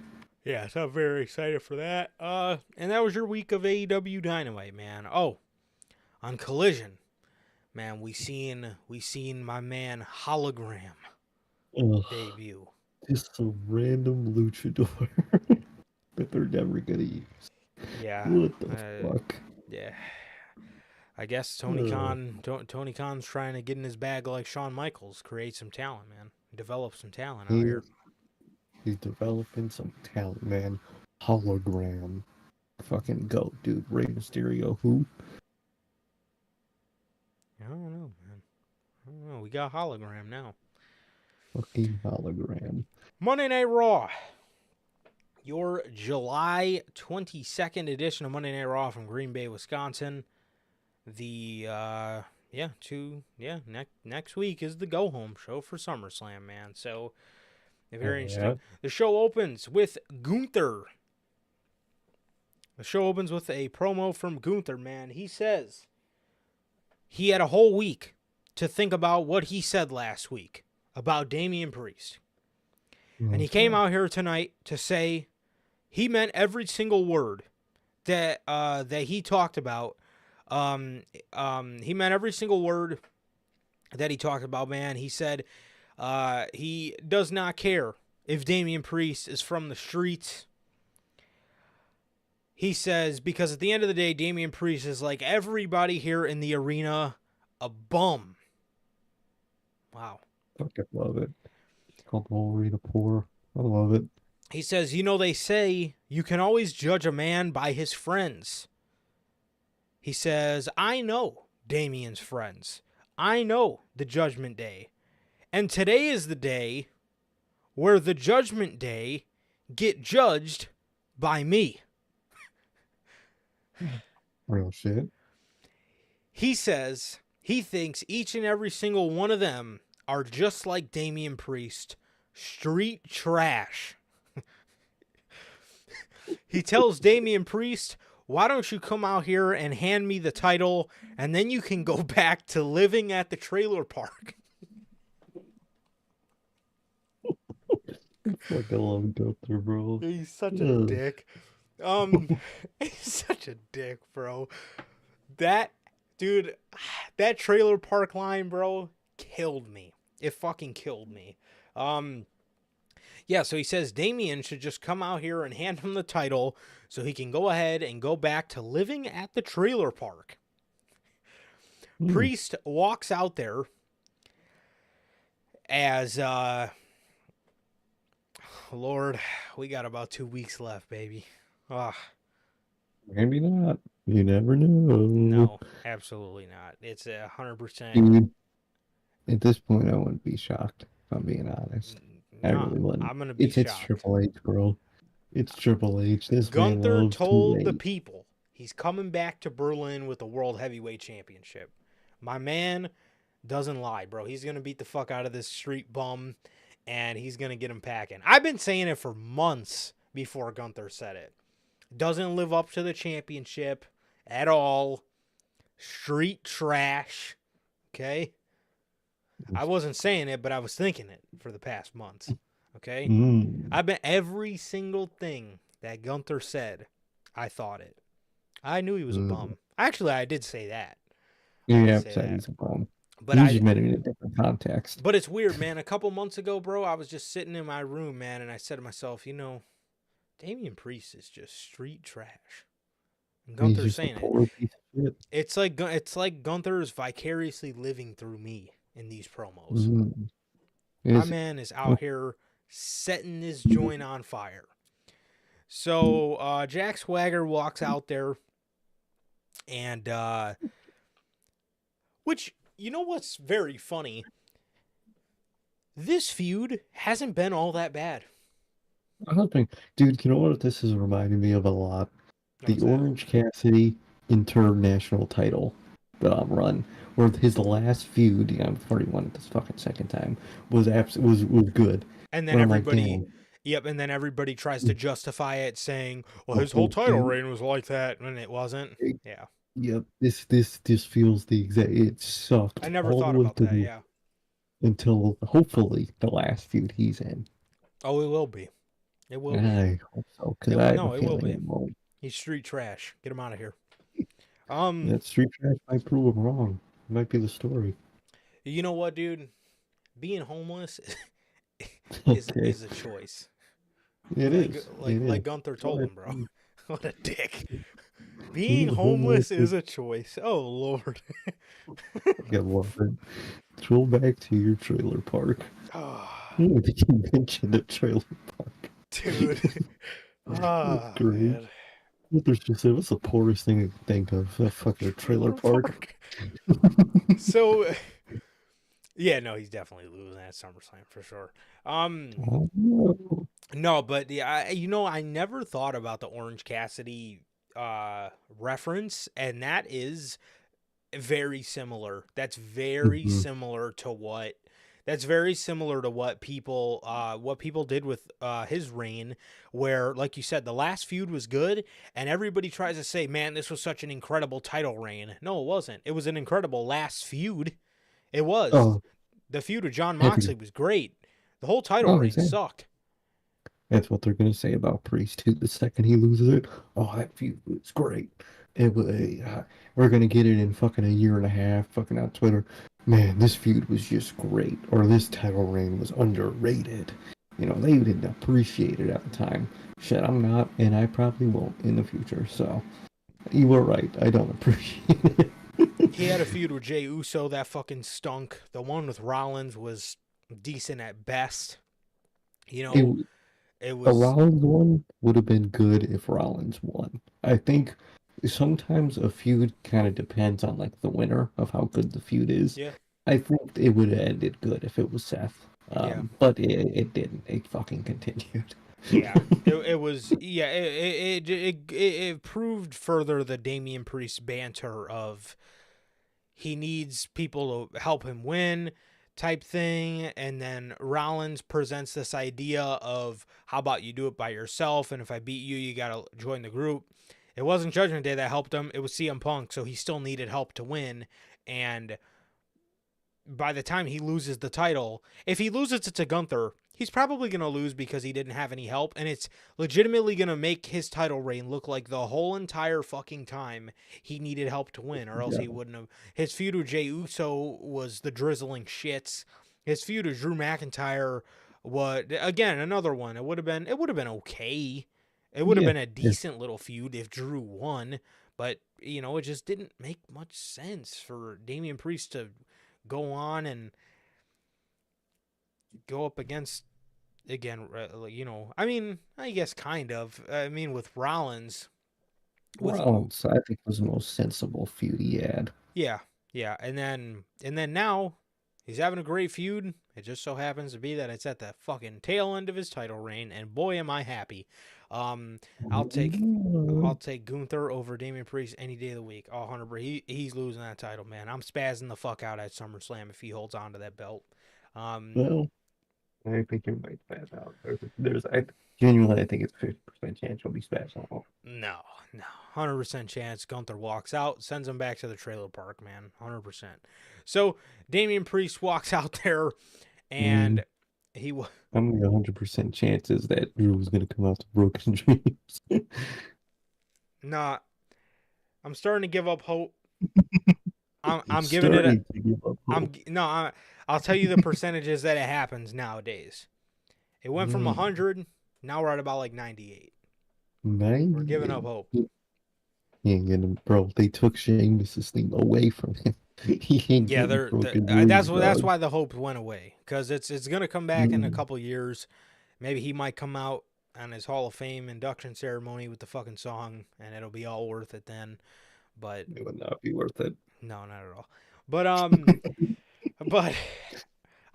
this company, dude, they gotta fucking they gotta. Man, I say it all the time, dude, but Triple H of all people, the most spoiled guy when it comes to theme music. This dude's got like 3 different tracks by Motorhead that he's came out to. And you can't give people these Jim Johnston songs, bro? Are we serious right now? It would Come on, suck dog. because I really don't think it's a Triple H thing. You know, he's one person that values, you know, the entrance and the theme song so much. You know, he's one of the guys that always did a special entrance for Mania. You know, he values that type of shit. I genuinely think it's just TKO and Endeavor being cheap. I think that's all it is. I think they just want to be cheap, True. and this is what they're cheaping out on. I do not think it's Triple H. Because he, you know, he fucks up. Triple H does fuck up on shit. I mean, just ask, look at Damian Priest. But Yeah, I really don't very think the true. music is on him. I think if he had a choice, we would be getting fucking motionless and white for damn near every pay-per-view song and shit. So I really feel like it's a TKO and Endeavor thing. I could see that. I could see that, man, definitely. Yeah, because it just seems too unlike Triple H to want all these generic musics. Mhm. It's very bad. And if Def Rebel is, if the rumor is true and they're up in 2025, then either we start licensing music, or we don't get one of these, we get a actual music composer. You know what I mean? Mhm. We get, I understand, Jim John said maybe a little too old at this point to compose Yeah. still. But I think we get, one guy. I think, After. yeah, I think we get one guy that is a fan of the product, and Mm-hmm. and has knowledge, because I believe, hearing that Def Rebel came from like some sort of branch of Disney or something Mm-hmm. like that, and They did. you can tell in there that their music has no soul. It's corporately made music. And I see music composers all day on Twitter saying, I see it all the time. I see people saying, I'm a music composer and I've listened to a couple Def Rebel songs, and a lot of these sound AI generated. A lot of They these, very well probably are. you know what I mean? And let's get an actual person that actually has a taste, and somebody who has a fucking a sense of soul in their body, to create Literally. something that has any sort of charisma, or anything like that attached to their music, man. Any sort of I need somebody who just makes music with love, bro. I mean, good lord. I Exactly. mean, this music is made soullessly. It's so soulless and negates the entire point about music in wrestling. Yeah. Um, and I really hope that something is done about them. Yeah. Damian Priest walks out. Speaking of Def Rebel, he walks out to that shit theme song, and he goes to say something to Gunther, but then he just punches him in his face, and a brawl breaks out. These guys, brawl. They're not brawl, but they're trying to get their hands on each other all the way through the arena, as they're both escorted out, man. So Damian Priest and Gunther were both escorted out. This was an amazing first segment. I love this. I love Gunther's I love Gunther's charisma. I love his delivery. I love it's my guy, bro. We've been saying this shit since this guy came into the company, that he was a top 3 wrestler in the world. And everybody likes to say a bunch of different names, but we've literally been saying it since this dude was the NXT UK fucking champion, that this guy was one of the best, if not the best wrestler on the fucking planet. And Mhm. again, yeah, I mean, I remember he's marking out for his debut. dude, we were marking out, bro. Dude, I remember we went to bed that night at probably about 5 in the morning, got up at fucking 9 in the morning. Um, Fucking tired as fuck. and we were tired as shit, sitting there in my living room, my childhood house, chugging fucking sodas. Um, we were chugging sodas to try to wake up, and We got pizza that I was day, gonna by the say, way. who the fuck gets pizza at 10 in the morning? Dude, 10 in the The morning. fuck are we doing, man? God, we were trying to have Oh, clogged arteries or something, but dude, God, fuck it. 9 a.m. chugging soda and pizza. Good lord, high school us was different, bro. I'd have We were heartburn good. so bad nowadays. Oh, dude, oh yeah, that would kill me right now. My heart rate would be insane. Yeah, I mean, golly, yeah, but we were up, dude. I remember, bro. I remember, man. Pete, I still remember it to this day. Pete doing his pose, and then Symphony Number 9 hit, and off we went. And that was a And the good Mercedes takeover came too. out. It was a good ass show, dude. Yeah. Yeah, man, but yeah, I remember. I still remember to this day, and we've been saying it ever since, bro. Every single Walter match was a Mm-hmm. must-watch match, and a lot of the Gunther matches, are must-watch as well, except for, when he's fucking facing Xavier Woods in a random one-off Monday Night Raw match. And I can't really say that's the most must-see match in the world, but you know what I mean. 90% of the guys' matches, when Gunther's in a big profile match, you're gonna want to be there for it because he's just that fucking good. So yeah. Exactly. So yeah, man. Braun Breaker defeated Ilya Dragunov via referee stoppage because Dragunov had Breaker on the outside laying on his back as Dragunov was jumping off of the apron to do an H-bomb. He gets speared. He gets speared out of his boots. And Michael Cole had said that his head hit the electronic, apron. It didn't, but obviously they just said that. But Mhm. Dragunov was like, way too incapacitated to compete, which obviously led to the referee doing the stoppage and giving it to Braun. Um, I like that we didn't pin Dragunov. I like that, but I also, you know, um, I So, yeah, it's just kind of just senseless shit that he's doing. I don't. Um, at this point, dude, you're making me wish that you drafted him to SmackDown, put him as a heel, and then just made him be like this fucking crazy Russian killer guy. That is just because mm, I mean that's who he is. Just make him a heel. That way you could put him against a guy like Cody. But if you put you're making me wish you put him on SmackDown more and more every week, bro. Because you could have basically made him the Braun Breaker of SmackDown. no, exactly. You really could have. And he's just essentially just the anti-reverse Braun Breaker. That just has to fight him every week for some reason. It's really wasting his potential, man. You could do a lot more with Dragunov. And although the way they handled it tonight was fine, this is not the overall way you should be handling Ilya Dragunov at all. No, no, not at all. Um, Judgment Day. We got a backstage for the Judgment Day, man, as Rhea Ripley is in the back, hyping up the group, saying that soon they're going to have all their gold back. I'm assuming when she wins her title. Dom then asks Rhea to talk to her, and he says, hey, I seen your socials, and I'm very concerned that Jey Uso might have your number. Rhea says she was just joking, and she was just joking, and there's nothing to it. She was joking around, but then she says, I've actually been concerned with your socials, seeing what's been going on with you and Liv. Dom then says he says there's nothing going on, but I feel like I need to take care of Jey Uso. Mhm. He says he feels like he needs to take care of Jey Uso tonight.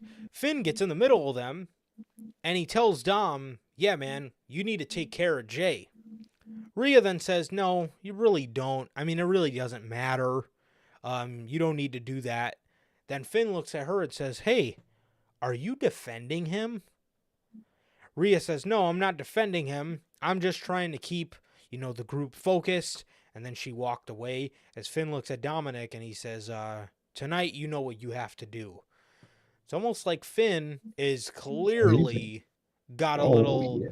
got a little beef going on with Rhea Ripley, man. He's not as fond of Rhea as he maybe once was. And it's very interesting to see what's going on here, man. Exactly. Exactly. I think it's obvious. Finn, he secretly on Liv's side, man. He's planning something, and I mean it makes sense in terms of the group. I mean, the whole reason they kicked Edge out in the first place was, Edge was like a dickhead leader, and they made it so no one's the leader of Judgment Day, and eventually evolved into a mix of Damian Priest and Rhea Ripley are the leaders of the Judgment Day, and he kind of got left in the dust in terms of power in the group. So it's pretty obvious to why he would turn, man. And I like that they're doing that. I do. Yeah, definitely. Sonya Deville defeat Lyra Valkyria with a Deville's Advocate. The Will's Advocate, good lord. Um, yeah, this was that. I mean, there was nothing to this one, nothing to this one at all. This is just continuing the feud between Zoe, Shayna, and Sonya, versus Lyra, Kaden, and Katana. So I get it. Devil's Advocate. I just got that. I'm stupid. All I was thinking was Paul Heyman. Anytime you said that finisher name, I'm not gonna lie. oh really? I'm dead. I just got the fucking reference. Still kind of lame. Oh, it's so corny. It's really Deville's corny. Advocate. Like, you might as well call it Deville eggs at that fucking point. Come on. Deville eggs. Jesus. God. Yeah.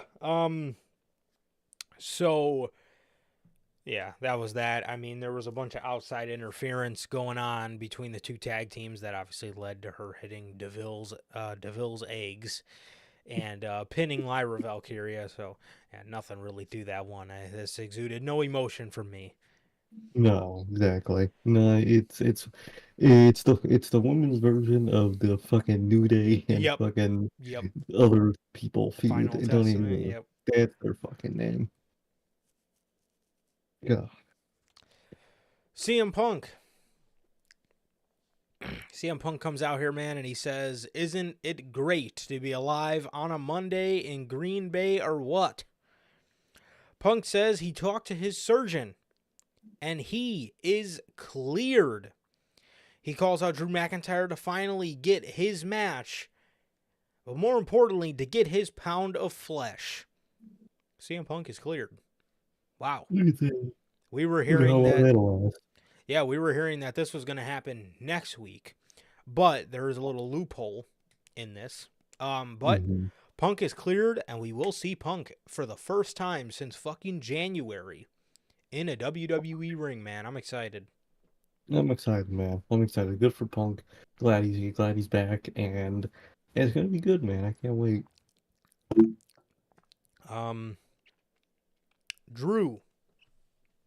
Drew comes out and he says, "I've waited forever for this. There is nothing stopping me from getting in the ring and tearing you apart. Except I don't want to." Oh, What? what? Why would you? So, Why is he alive at this point still? In all reality, what? so all this stuff, right, to draw, I mean, whether it was done by design or not, it drew sympathy to Drew McIntyre. Again, I got to a point where I kind of felt bad for fucking Drew McIntyre and, his whole stuff too, with him getting screwed over by Punk. That's your excuse? You couldn't have had Drew storm out there, but then have Adam Pearce come out and say what he said to stop the fight from happening?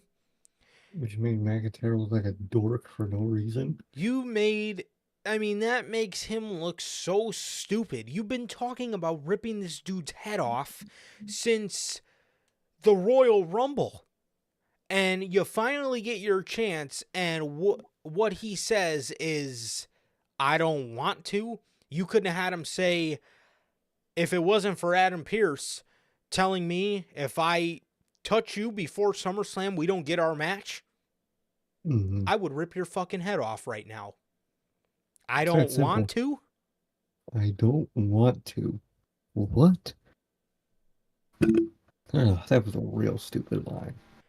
That was beyond stupid. I'm listening to this and I'm thinking to myself, you mean to tell me you've been, the character has been crying and complaining about CM Punk and about how bad he wanted to fucking demolish this guy for the past couple months. You finally get your chance. Punk's telling you to come in the ring and you say, I don't want to.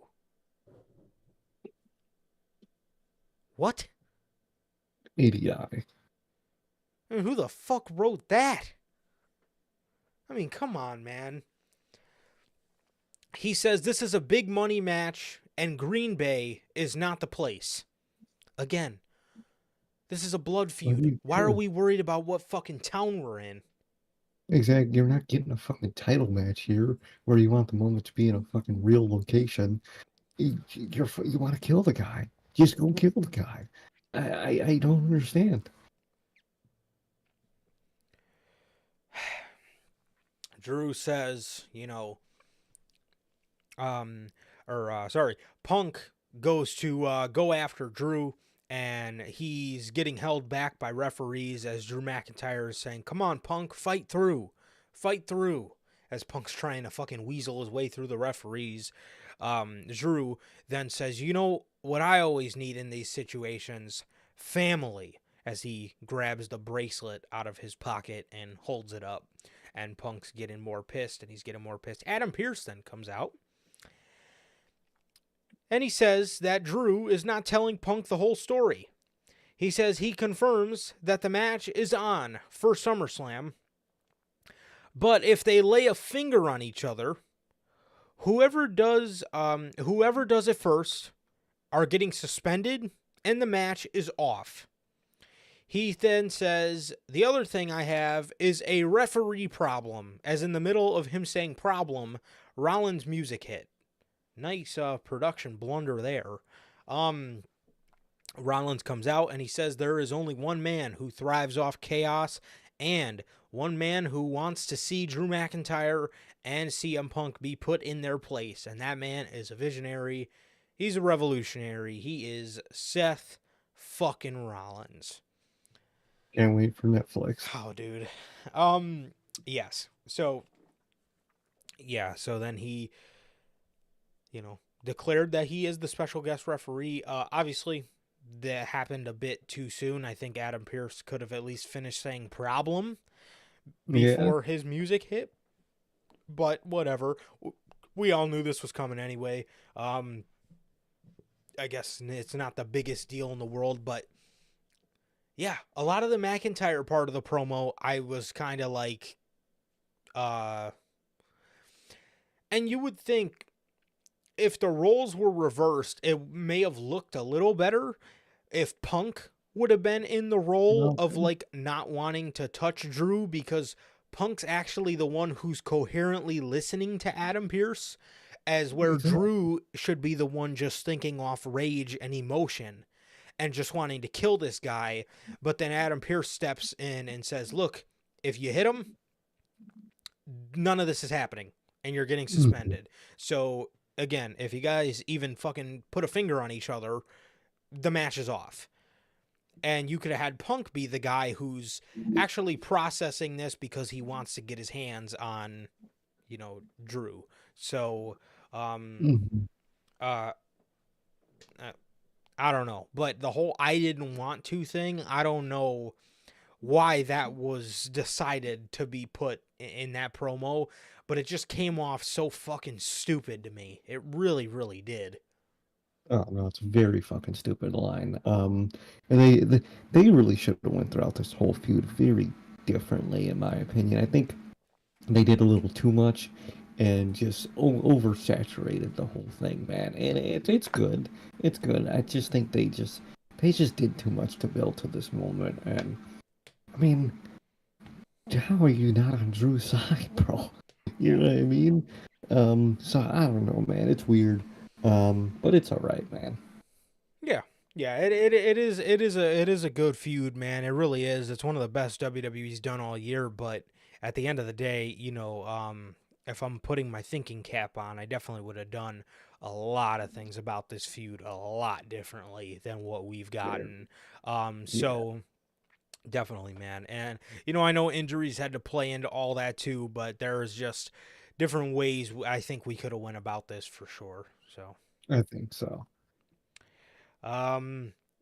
Got another Judgment Day backstage. The Judgment Day are looking for Jey Uso, and Carlito says him and JD are going to split up, and Finn and Dominic go walking off. Finn then says, "Hey, Dom, I'm going to go this way. You go that way." They split up, and Dominic's walking, and you just hear Liv whisper, "Daddy Dom." She says, "Hey, everything's okay from last week. Everything's all right." Dominic says, "I know everything's okay. Him and Rhea, or me and Rhea are fine now," Dom says. She then says, "That's the spirit." And Finn walks up and she says, "Oh, it's my cue to leave." And Finn is sitting there shaking his head saying, "Man, I can't leave you alone for 10 seconds." It's almost like that was done on purpose. Oh yeah, I think it's pretty obvious. Finn knew where to point him at in the right direction, and it's very obvious that Finn is in cahoots with Liv here. Definitely. We did get a video package on Nikki Cross. Not much though, is a little underwhelming in my honest opinion. It was nothing of her talking about anything. It was just her smiling and a bunch of random noises being thrown in there, and then the Wyatt 6 outro, and that was it. But we did finally get to see a little bit of her face. You It's know, good, I guess. yeah, but it was not really the narration that I was looking for the other members. So, No, I really hope they don't only humanize Bo and Rowan. I hope they do it with. I really hope they do it with the whole group, man. yeah. Yeah, I would like Nikki to actually be like a In member person. of the roster and not just like some creepy UPS witch that just delivers packages and that's that. Yeah, Um, who but we'll delivers get her fucking dark web mystery unboxings to fucking Michael Cole every week. but yeah, I mean we'll get to them in a minute, man. I definitely got concerns. Um, but anyways, speaking of the Judgment Day, there was a Sami Zayn backstage where he was talking about Braun beating Ilya and talking about how he's going to take he's taking Braun Breaker very seriously, and he says to Kathy Kelly, he says, "Do you hear that?" And he walks down the hallway and he sees JD McDonough and Carlito beating up Jey Uso. So he runs over there to help Jay.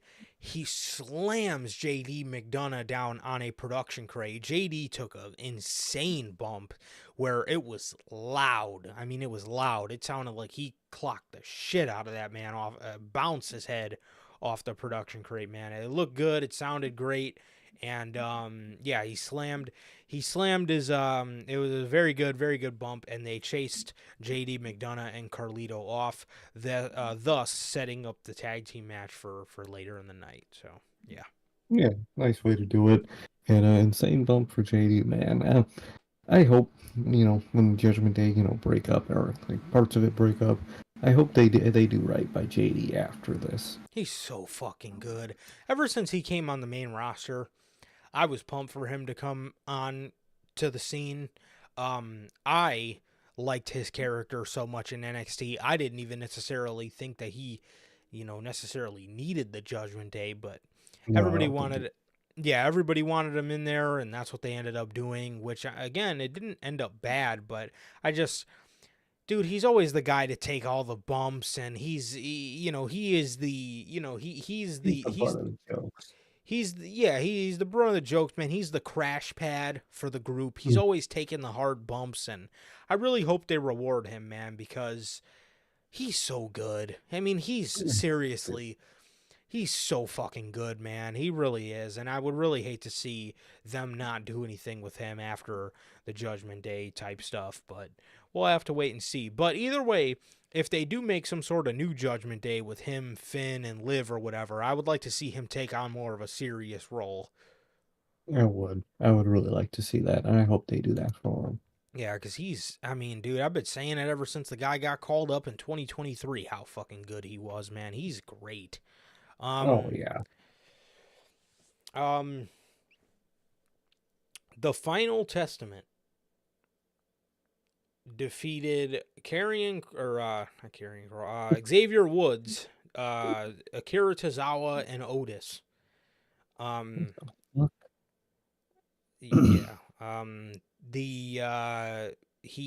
Cross ended up defeating Xavier Woods with the final prayer. I think that's what his career needs. I was gonna say I'm saying one final prayer for his run on Monday Night Raw, because oh my God, this guy, dude, how Triple H did not bring back that NXT character Karrion Kross fucking boggles my mind. Like, bro, why do you bring back his whatever this is, not the badass hitman that he was in NXT? I don't understand at all. He was so cool. He was so fucking He's cool. So badass. God. After the match, Gable comes out, and Woods had left, so it's just Tozawa, Otis, and Maxine in the ring. Gable comes out, and he says, "There's a reason I asked you guys to stay out here. It's because there's something in me that needs to help my old crew. Because, you know, I guess that's just the type of guy I am." He says Otis assumed a leadership position since they left the academy, and the first thing they do is team with Xavier Woods and lose. He says Otis needs to lead. He says, if I were to give you some coaching advice, I would say, Otis, you need to lead with your mind. But we all know using your brain isn't your strong point, but it is mine. That's why I recruited the Creeds, young, athletic, freak athletes. They definitely are that. Fucking both of them. Young, athletic, freak athletes. He says, I recruited them to fill in where there was weaknesses. And I'm going to offer you guys one last time to rejoin us. He says, and just so you know, the Wyatt Six, they're after everyone. So you guys need to rejoin so you can have extra protection. Otis then grabs the mic and he says, extra protection? Is that why you left the Creeds back in the ring last week when the Wyatt Six came out? He says, the thing about you, Chad, is when things get juicy and dangerous, Chad Gable flees the scene. Because that's the kind of man you are. And our answer, again, is no. He calls Otis an idiot. And he says, it's pathetic. He asks Maxine and Tozawa if they're going to let Otis speak for them. And he says, well, that's too bad. He says, get him, boys. And the Creeds go after Tozawa and Otis as they got Otis in the corner. Otis pushes both of them off, runs at the Creeds, clotheslines them, and he's standing right beside Chad Gable, and he's just staring him in the face. And Chad Gable's saying, oh, Otis, whoa, just try to relax. Just try to relax. Otis grabs him. He gets him up for the world's strongest slam, and Julius and Brutus hit Otis, so he wasn't able to hit the move, and they start jumping him. And all of a sudden, you hear the Wyatt piano. They get Otis on the outside of the ring. They grab chairs. They're going to beat the shit out of Otis with the chairs. Then you hear the piano. The Creeds are standing on the ramp with the chairs. You see the Wyatt 4. see the four of them up there. You see Cross, you see Gacy, Loomis, and Rowan. They're all standing at the top of the ramp in the shadows. Gable's in the ring. The Creeds are on the ramp waiting for the Wyatts to come down. And Bo Dallas is in the ring in the fucking Uncle Howdy mask with a tank top on and the mask with no hat. With the mask with the fake hair and, the mask and a tank top and like some Bray Wyatt-esque jeans, some kind of like biker scruffy jeans or whatever. Not jeans, but like, like those leather pants. Yeah. He says, "There you are," as he gives Chad Gable a Sister Abigail, and the Wyatts don't come off the stage. Oh, Lord. Dog. How you feeling? It's concerning, man. It really is. I mean, is it that hard to just ditch the mask and let them be people? Like, dude, just do the mask for the entrances. It's not hard. It's really not that hard, bro. Ditch the mask and let these people just be people. That's that. The best part so far is fucking Taylor Rotunda just talking. Those have been the best parts so far. The best parts have been Eric Rowan just talking. Let these people be people and let them talk. It's gonna fail if they're just creepy shadows that look at you all creepy. Yep. Oh, it's gonna fail. Yep. Let's come to the stage. Let's get all dressed up to come to the stage and stand behind a fucking spotlight, and that's all we got for the week. We're just gonna come and stand behind a fucking spotlight. I mean, dude, why? Like, why didn't we let Nikki Cross talk on the night? First thing. Why didn't we let Nikki Cross say something? Why is she laughing and doing nothing? You don't think you have backstory from her being abandoned by her friends? She could refer to, Sanity as her friends, even though one of them's her husband. But still, kayfabe, she could say... She was abandoned. She was abandoned, bro. She was left for dead. All the other members left. Fucking... She was the sole survivor of that group. Dude, you don't think you got backstory with her? Dexter Loomis, he had a wife. He had the way. You know what I mean? Mm-hmm. He lost his way. Joe Gacy, I know we all remember 4 Roots, 1 Try. I know we all remember that shit. They don't want to. Abandonment. This is really bad. Come on, bro. We got stories with these people. I don't want to fucking see Dexter Loomis fucking turning his head and Joe Gacy grabbing the side of the fucking pig mask every week. I mean, dude, you got story. Humanize these people. Don't just humanize the one that had a personal connection with Bray. They all have a reason why they're in the group. Abandonment. Forgotten. Yeah. They were all forgotten and abandoned, and I want to hear them all individually talk about that. And I want to see their face while they do it. When they're out in the ring, I want to see them as them. I don't want to see these fucking masks. I don't want to see it. Yeah, it's cool for an entrance, but that's it. That's it. So, part of me doesn't even really want to see too much of it for the entrance, personally. I just want them to be people. And I feel like they're really going to hold back on that, and that will kill this group. It will. Dude, I do not want to see Bo Dallas wrestling in a mask with fake hair, wrestling like fucking Heisenberg from Resident Evil 8. I don't, I like, again, personally for me, look, we all know Triple H is a geek for the entrance, as we all are. Dude, if you want to have him come out, do the entrance, whatever, okay, fine. But dude, why? Please, I guess please, because we haven't seen it yet, not why, but please do not. And which is concerning about tonight, because Uncle Howdy, that sure looked like something he could wrestle in. Exactly, and I don't make this man wrestle in the fucking costume, dude. Bro. Please, that's what I beg of you, dude. Please do not. make him wrestle in the costume. That will instantly fail it.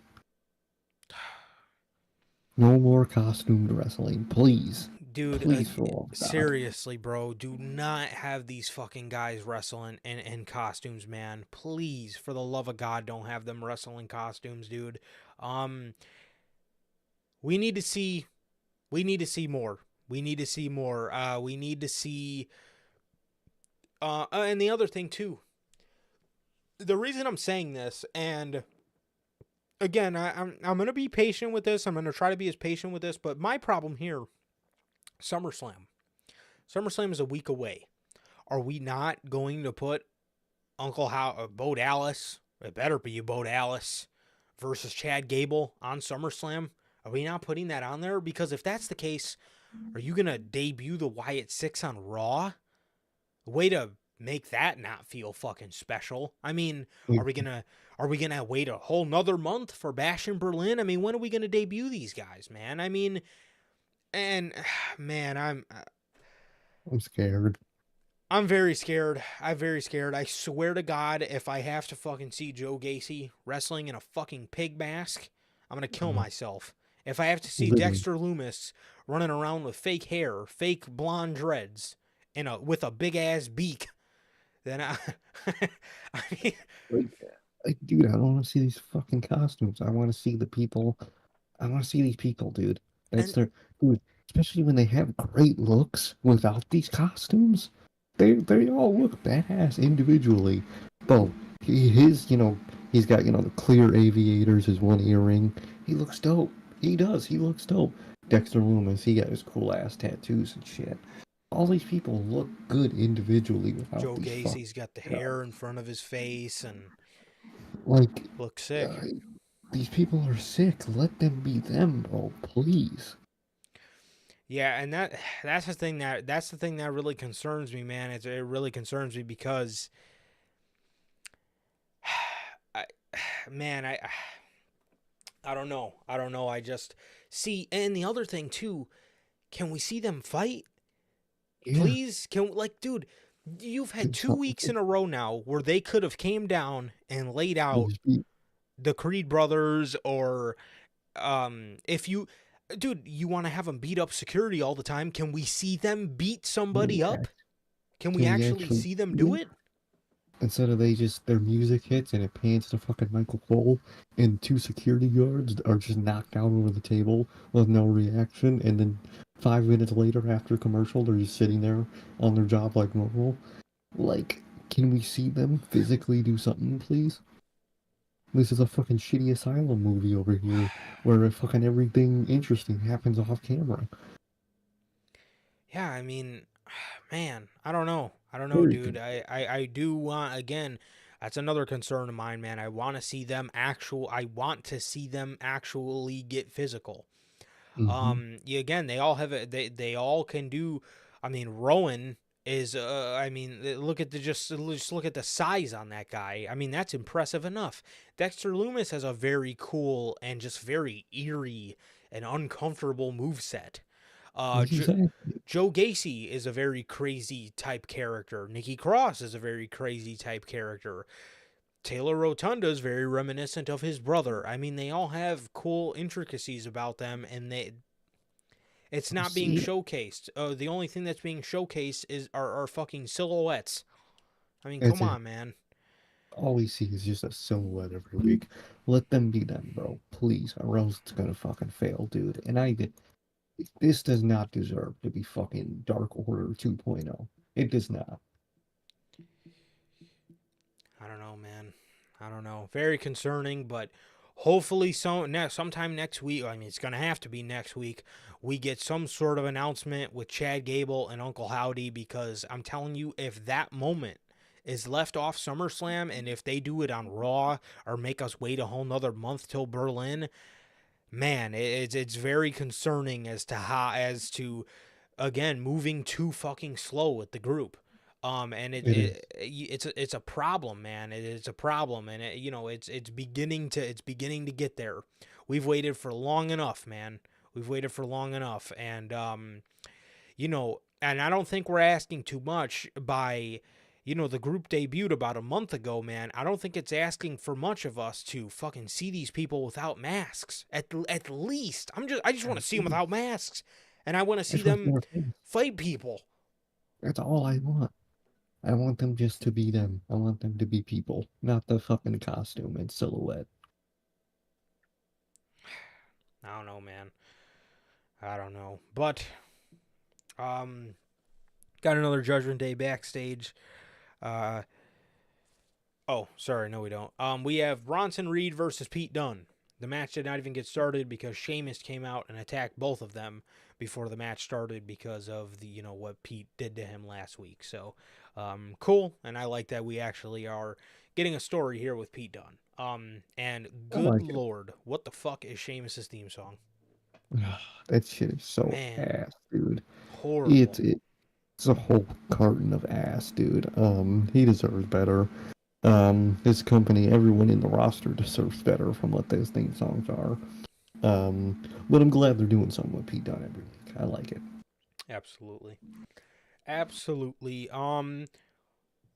Rhea Ripley. We got a Judgment Day backstage, man. Rhea Ripley asks, what happened? She asked the group, mainly JD and Carlito, what happened to them. Finn gets up before they could say anything, and he says, I'm tired of being disrespected. So tonight, me and JD are going to take care of Jay and Sammy, and next week, since Gunther wants to call us street trash, I'm going to take care of him next week. Next week? Who are we, Tony Khan? You're doing Finn Balor and Gunther next week. On television. With commercials. If it was Netflix, okay, I'll accept it. You know what I mean? I ain't gonna get a commercial during the match. I'll accept it. But now, I have to fucking hear a Burger King ad in the middle of Finn Balor versus Gunther? Come on. You're kidding me. That's disrespect to that match.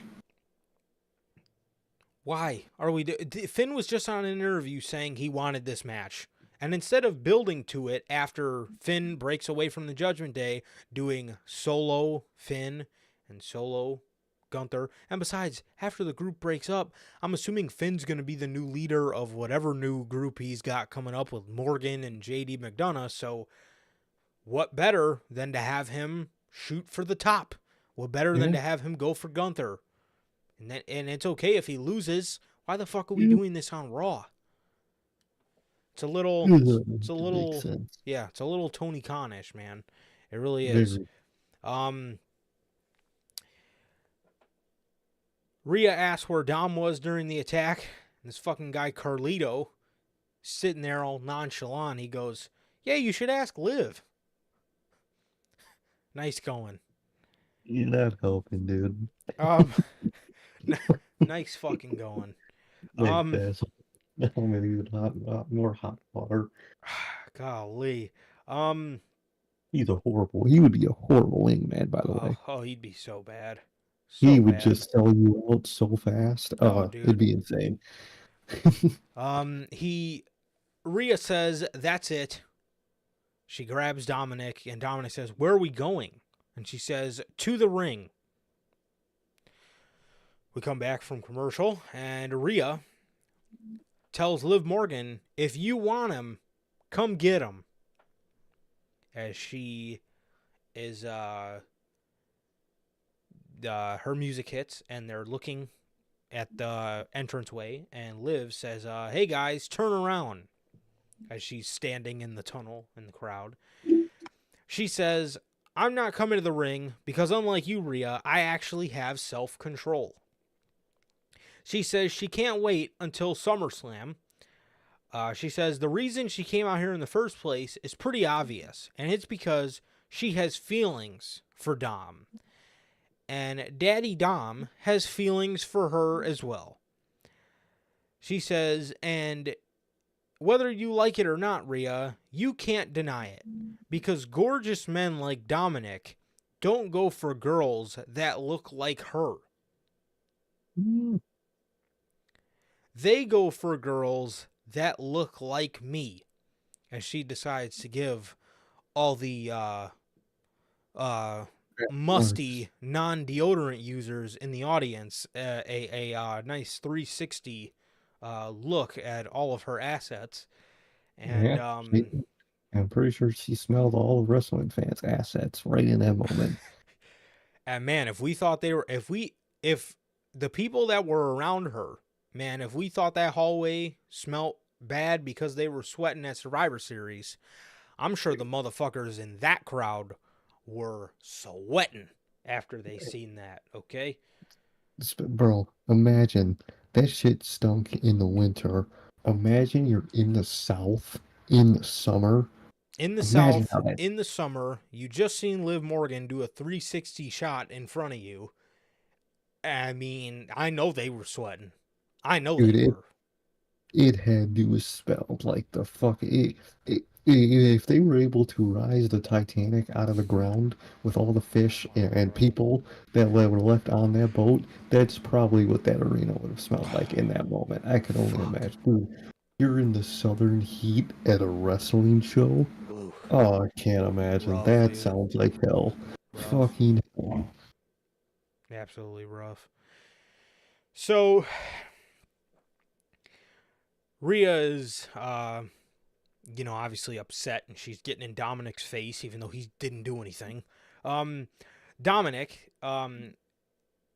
Rhea goes to go up in the crowd, and Dominic's holding her hand, trying to stop her. Rhea gets in his face, and he says, "Mommy, just let me talk." Liv tells him, "Just say it, Dominic. Just say it. Say those 3 words." Dominic then says, "Okay, I'm going to say them. I hate you. I can't stand you. You ruined everything for me," as he is cursing her out in Spanish. Liv starts to cry. She starts to cry as she's wearing her Daddy Dom shirt, as she starts to cry and she starts to break down as she walks away all sad because Dominic just broke her heart. I think there's a little bit more to the pie here, man. I think something's crazy is going to happen at SummerSlam. I think Dominic might, whether it's official or non-official, I think he's going to, like I said, whether it's on purpose or an accident, I think he costs Rhea Ripley the match at SummerSlam. I think she gets the title back at Bash in Berlin or Bad Blood. I think so. I think Liv's gonna keep it a little more like you said. Either he's in And on she's it been a good or champ. she's been. I really liked her reign. I think it's been really good. But like you said, whether he knows it or not, he's gonna help Liv win and retain for now, whether he knows it or not. Yeah, definitely, man. So,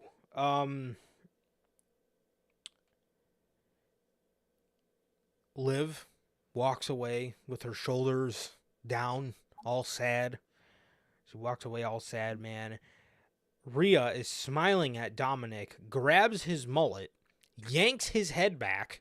I mean, she's got, 5 fingers full of fucking hair. Yanks his head back, whispers in his ear as Dominic just smiles as he's just getting dominated here. Rhea Ripley, and if you thought the wrestling fans were sweating after they seen Liv Morgan showing them what she's working with, dude, I know that hallway smelled, because if they were sweating then, I just know they were sweating when Rhea Ripley legit licks the side of Dominic's face and kisses his cheek. Bro, you know, in old TV shows when we were kids, when something that came on the TV obviously stunk, we would hear that like boat horn.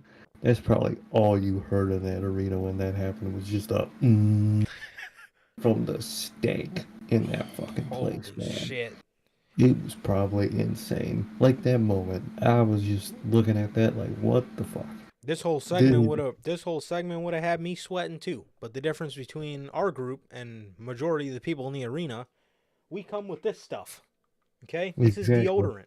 Okay? This is deodorant. See, that's how you know the type of wrestling fans we are. Arms reach away. Both of us have deodorant. Okay? You always got to keep one on you, just in case. I got another one here. I got two of them.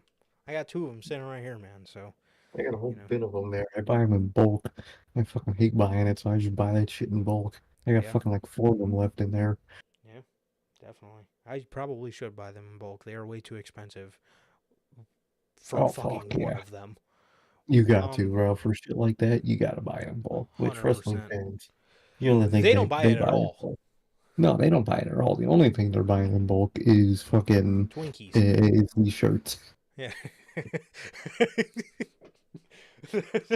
That- They're at Costco with that 50 pack of Twinkies, bro. you ain't God lying. damn. Um, Fucking hell. yeah. So again, man, I would have been sweating too if I seen all that, bro. But again, I come to the show deodorized up. Okay, I actually bring my deodorant, or sorry, I actually put deodorant on before I leave to go to the venue, rather. So there's that. Zelina Vega defeats Zoe Stark with a code red off the distraction from Lyra, Carter, Caden Carter, and Katana Chance. So yeah, that was that. Yay. Yeah, Compelling. yeah. Drew Mac, Adam Pierce gives Xavier Woods a one-on-one match with Karrion Kross next week to finally settle this. I certainly hope we finally settle what the fuck we're gonna do with Karrion Kross's WWE title or WWE run here. I hope we get that settled. However, Drew asks he asks Adam Pierce. Drew goes up to Adam Pierce and he says, "How could you not tell me that Seth was going to be the referee at SummerSlam?" He says, I know him and Punk have their beef because somebody said on the internet, but I actually have beef with Seth Rollins. I took the world title off of him. How is that fair?" Pierce says, Drew, you are no one to talk. You are no one to talk about fair. And he says, "We'll figure out how fair Seth is next week when he tells you guys the official rules that he has as a referee for your match at SummerSlam." He says he needs a drink and walks away. And Drew, looking at him walk away, just says, "What does that even mean?" Kind of funny there, but yeah. So that was the Drew McIntyre. That was the Drew McIntyre backstage. As yeah, man, that was Yeah, that. interesting. I like it, and just solidifying that this man's the fucking baby face of this fucking feud, man. I mean, come on.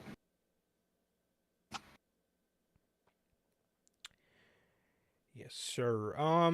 We get teasing for a match between Zoe, Shayna, and Sonya, and Alba Fire and Isla Dawn. Yes, they are the women's tag team champions still. Look at that. Fucking those things still fucking exist for some reason. Yeah. We get a Gunther hype package where he's hyping up winning the world, or he's hyping up the World Heavyweight Championship, talking about how he's going to restore the prestige to it and whatnot. He says Seth did a great job, but the burden of being the workhorse lost him the title. He says Drew McIntyre's reign, he says Drew McIntyre decided to dedicate his reign to an afterthought like CM Punk. Mm.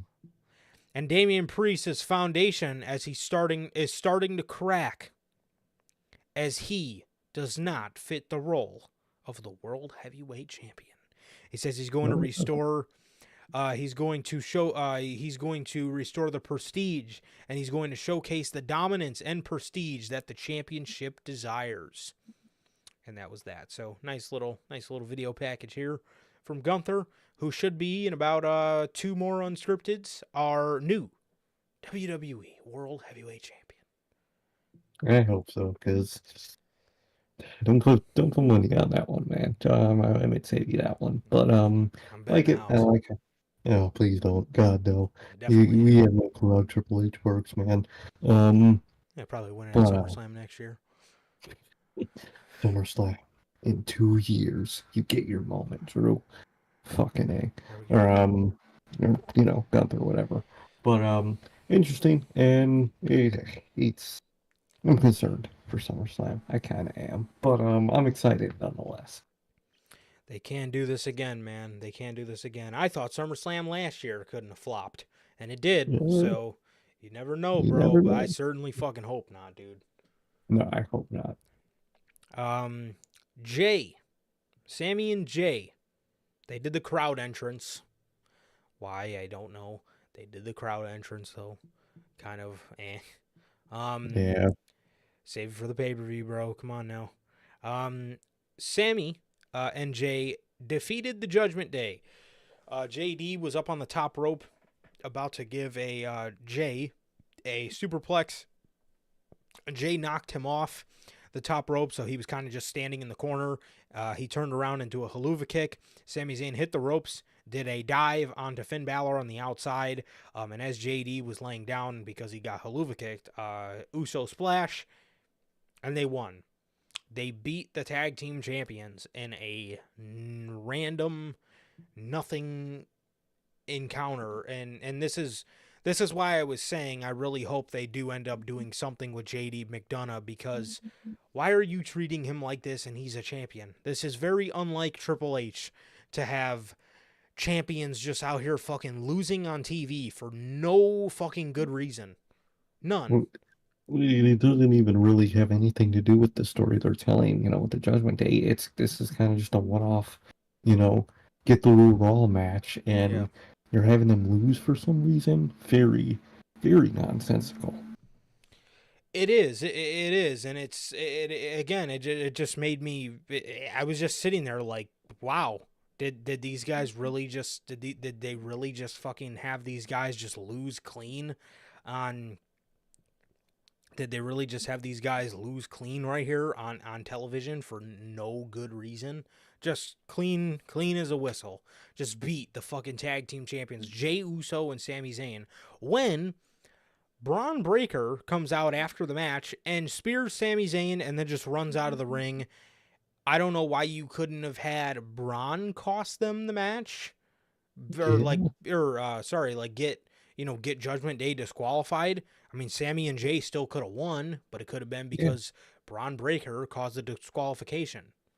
exactly. He's got beef with Sami Zayn. He attacks him. He's Braun Breaker. That's what he does. You got an easy way out here, and you didn't go with it for some reason. Yeah, instead, let's just opt to have the tag team champions be beaten here for no good reason other than Sami Zayn and Jey Uso. Like, what? Dude, why did we need to say, dude, we're probably going to see them tagging again here in a couple months. It's okay. Literally. Exactly. We're going to see this duo anyway. You didn't need to see it here. It was very unnecessary. I don't understand, bro. I don't understand. But that was the main event of Monday Night Raw. And that was Monday Night Raw, man. And that was everything regarding the week of wrestling, man. That was AEW Dynamite, episode 250. And that was your July 17th edition of Dynamite. And that was your July 22nd edition of Monday Night Raw, man. So that is about it for everything on this week of wrestling, man. And thank you guys so very much for joining us. Thank you guys so very much for joining us, man. And with that, that is going to do it for this edition of Notorious Unscripted, man. And thank you guys so very much again. And yeah, man, with that, it has been always nothing but a pleasure for my Johnny Mayhem. Nice, okay. And that is going to do it for this edition of Unscripted. Thank you guys so very much. Thank you guys again, whether you're here live or in the replay. Thank you guys so very much. Thank you guys, man. We love you guys. Please like, comment, and subscribe, and we will see you all on Friday with the news. Peace.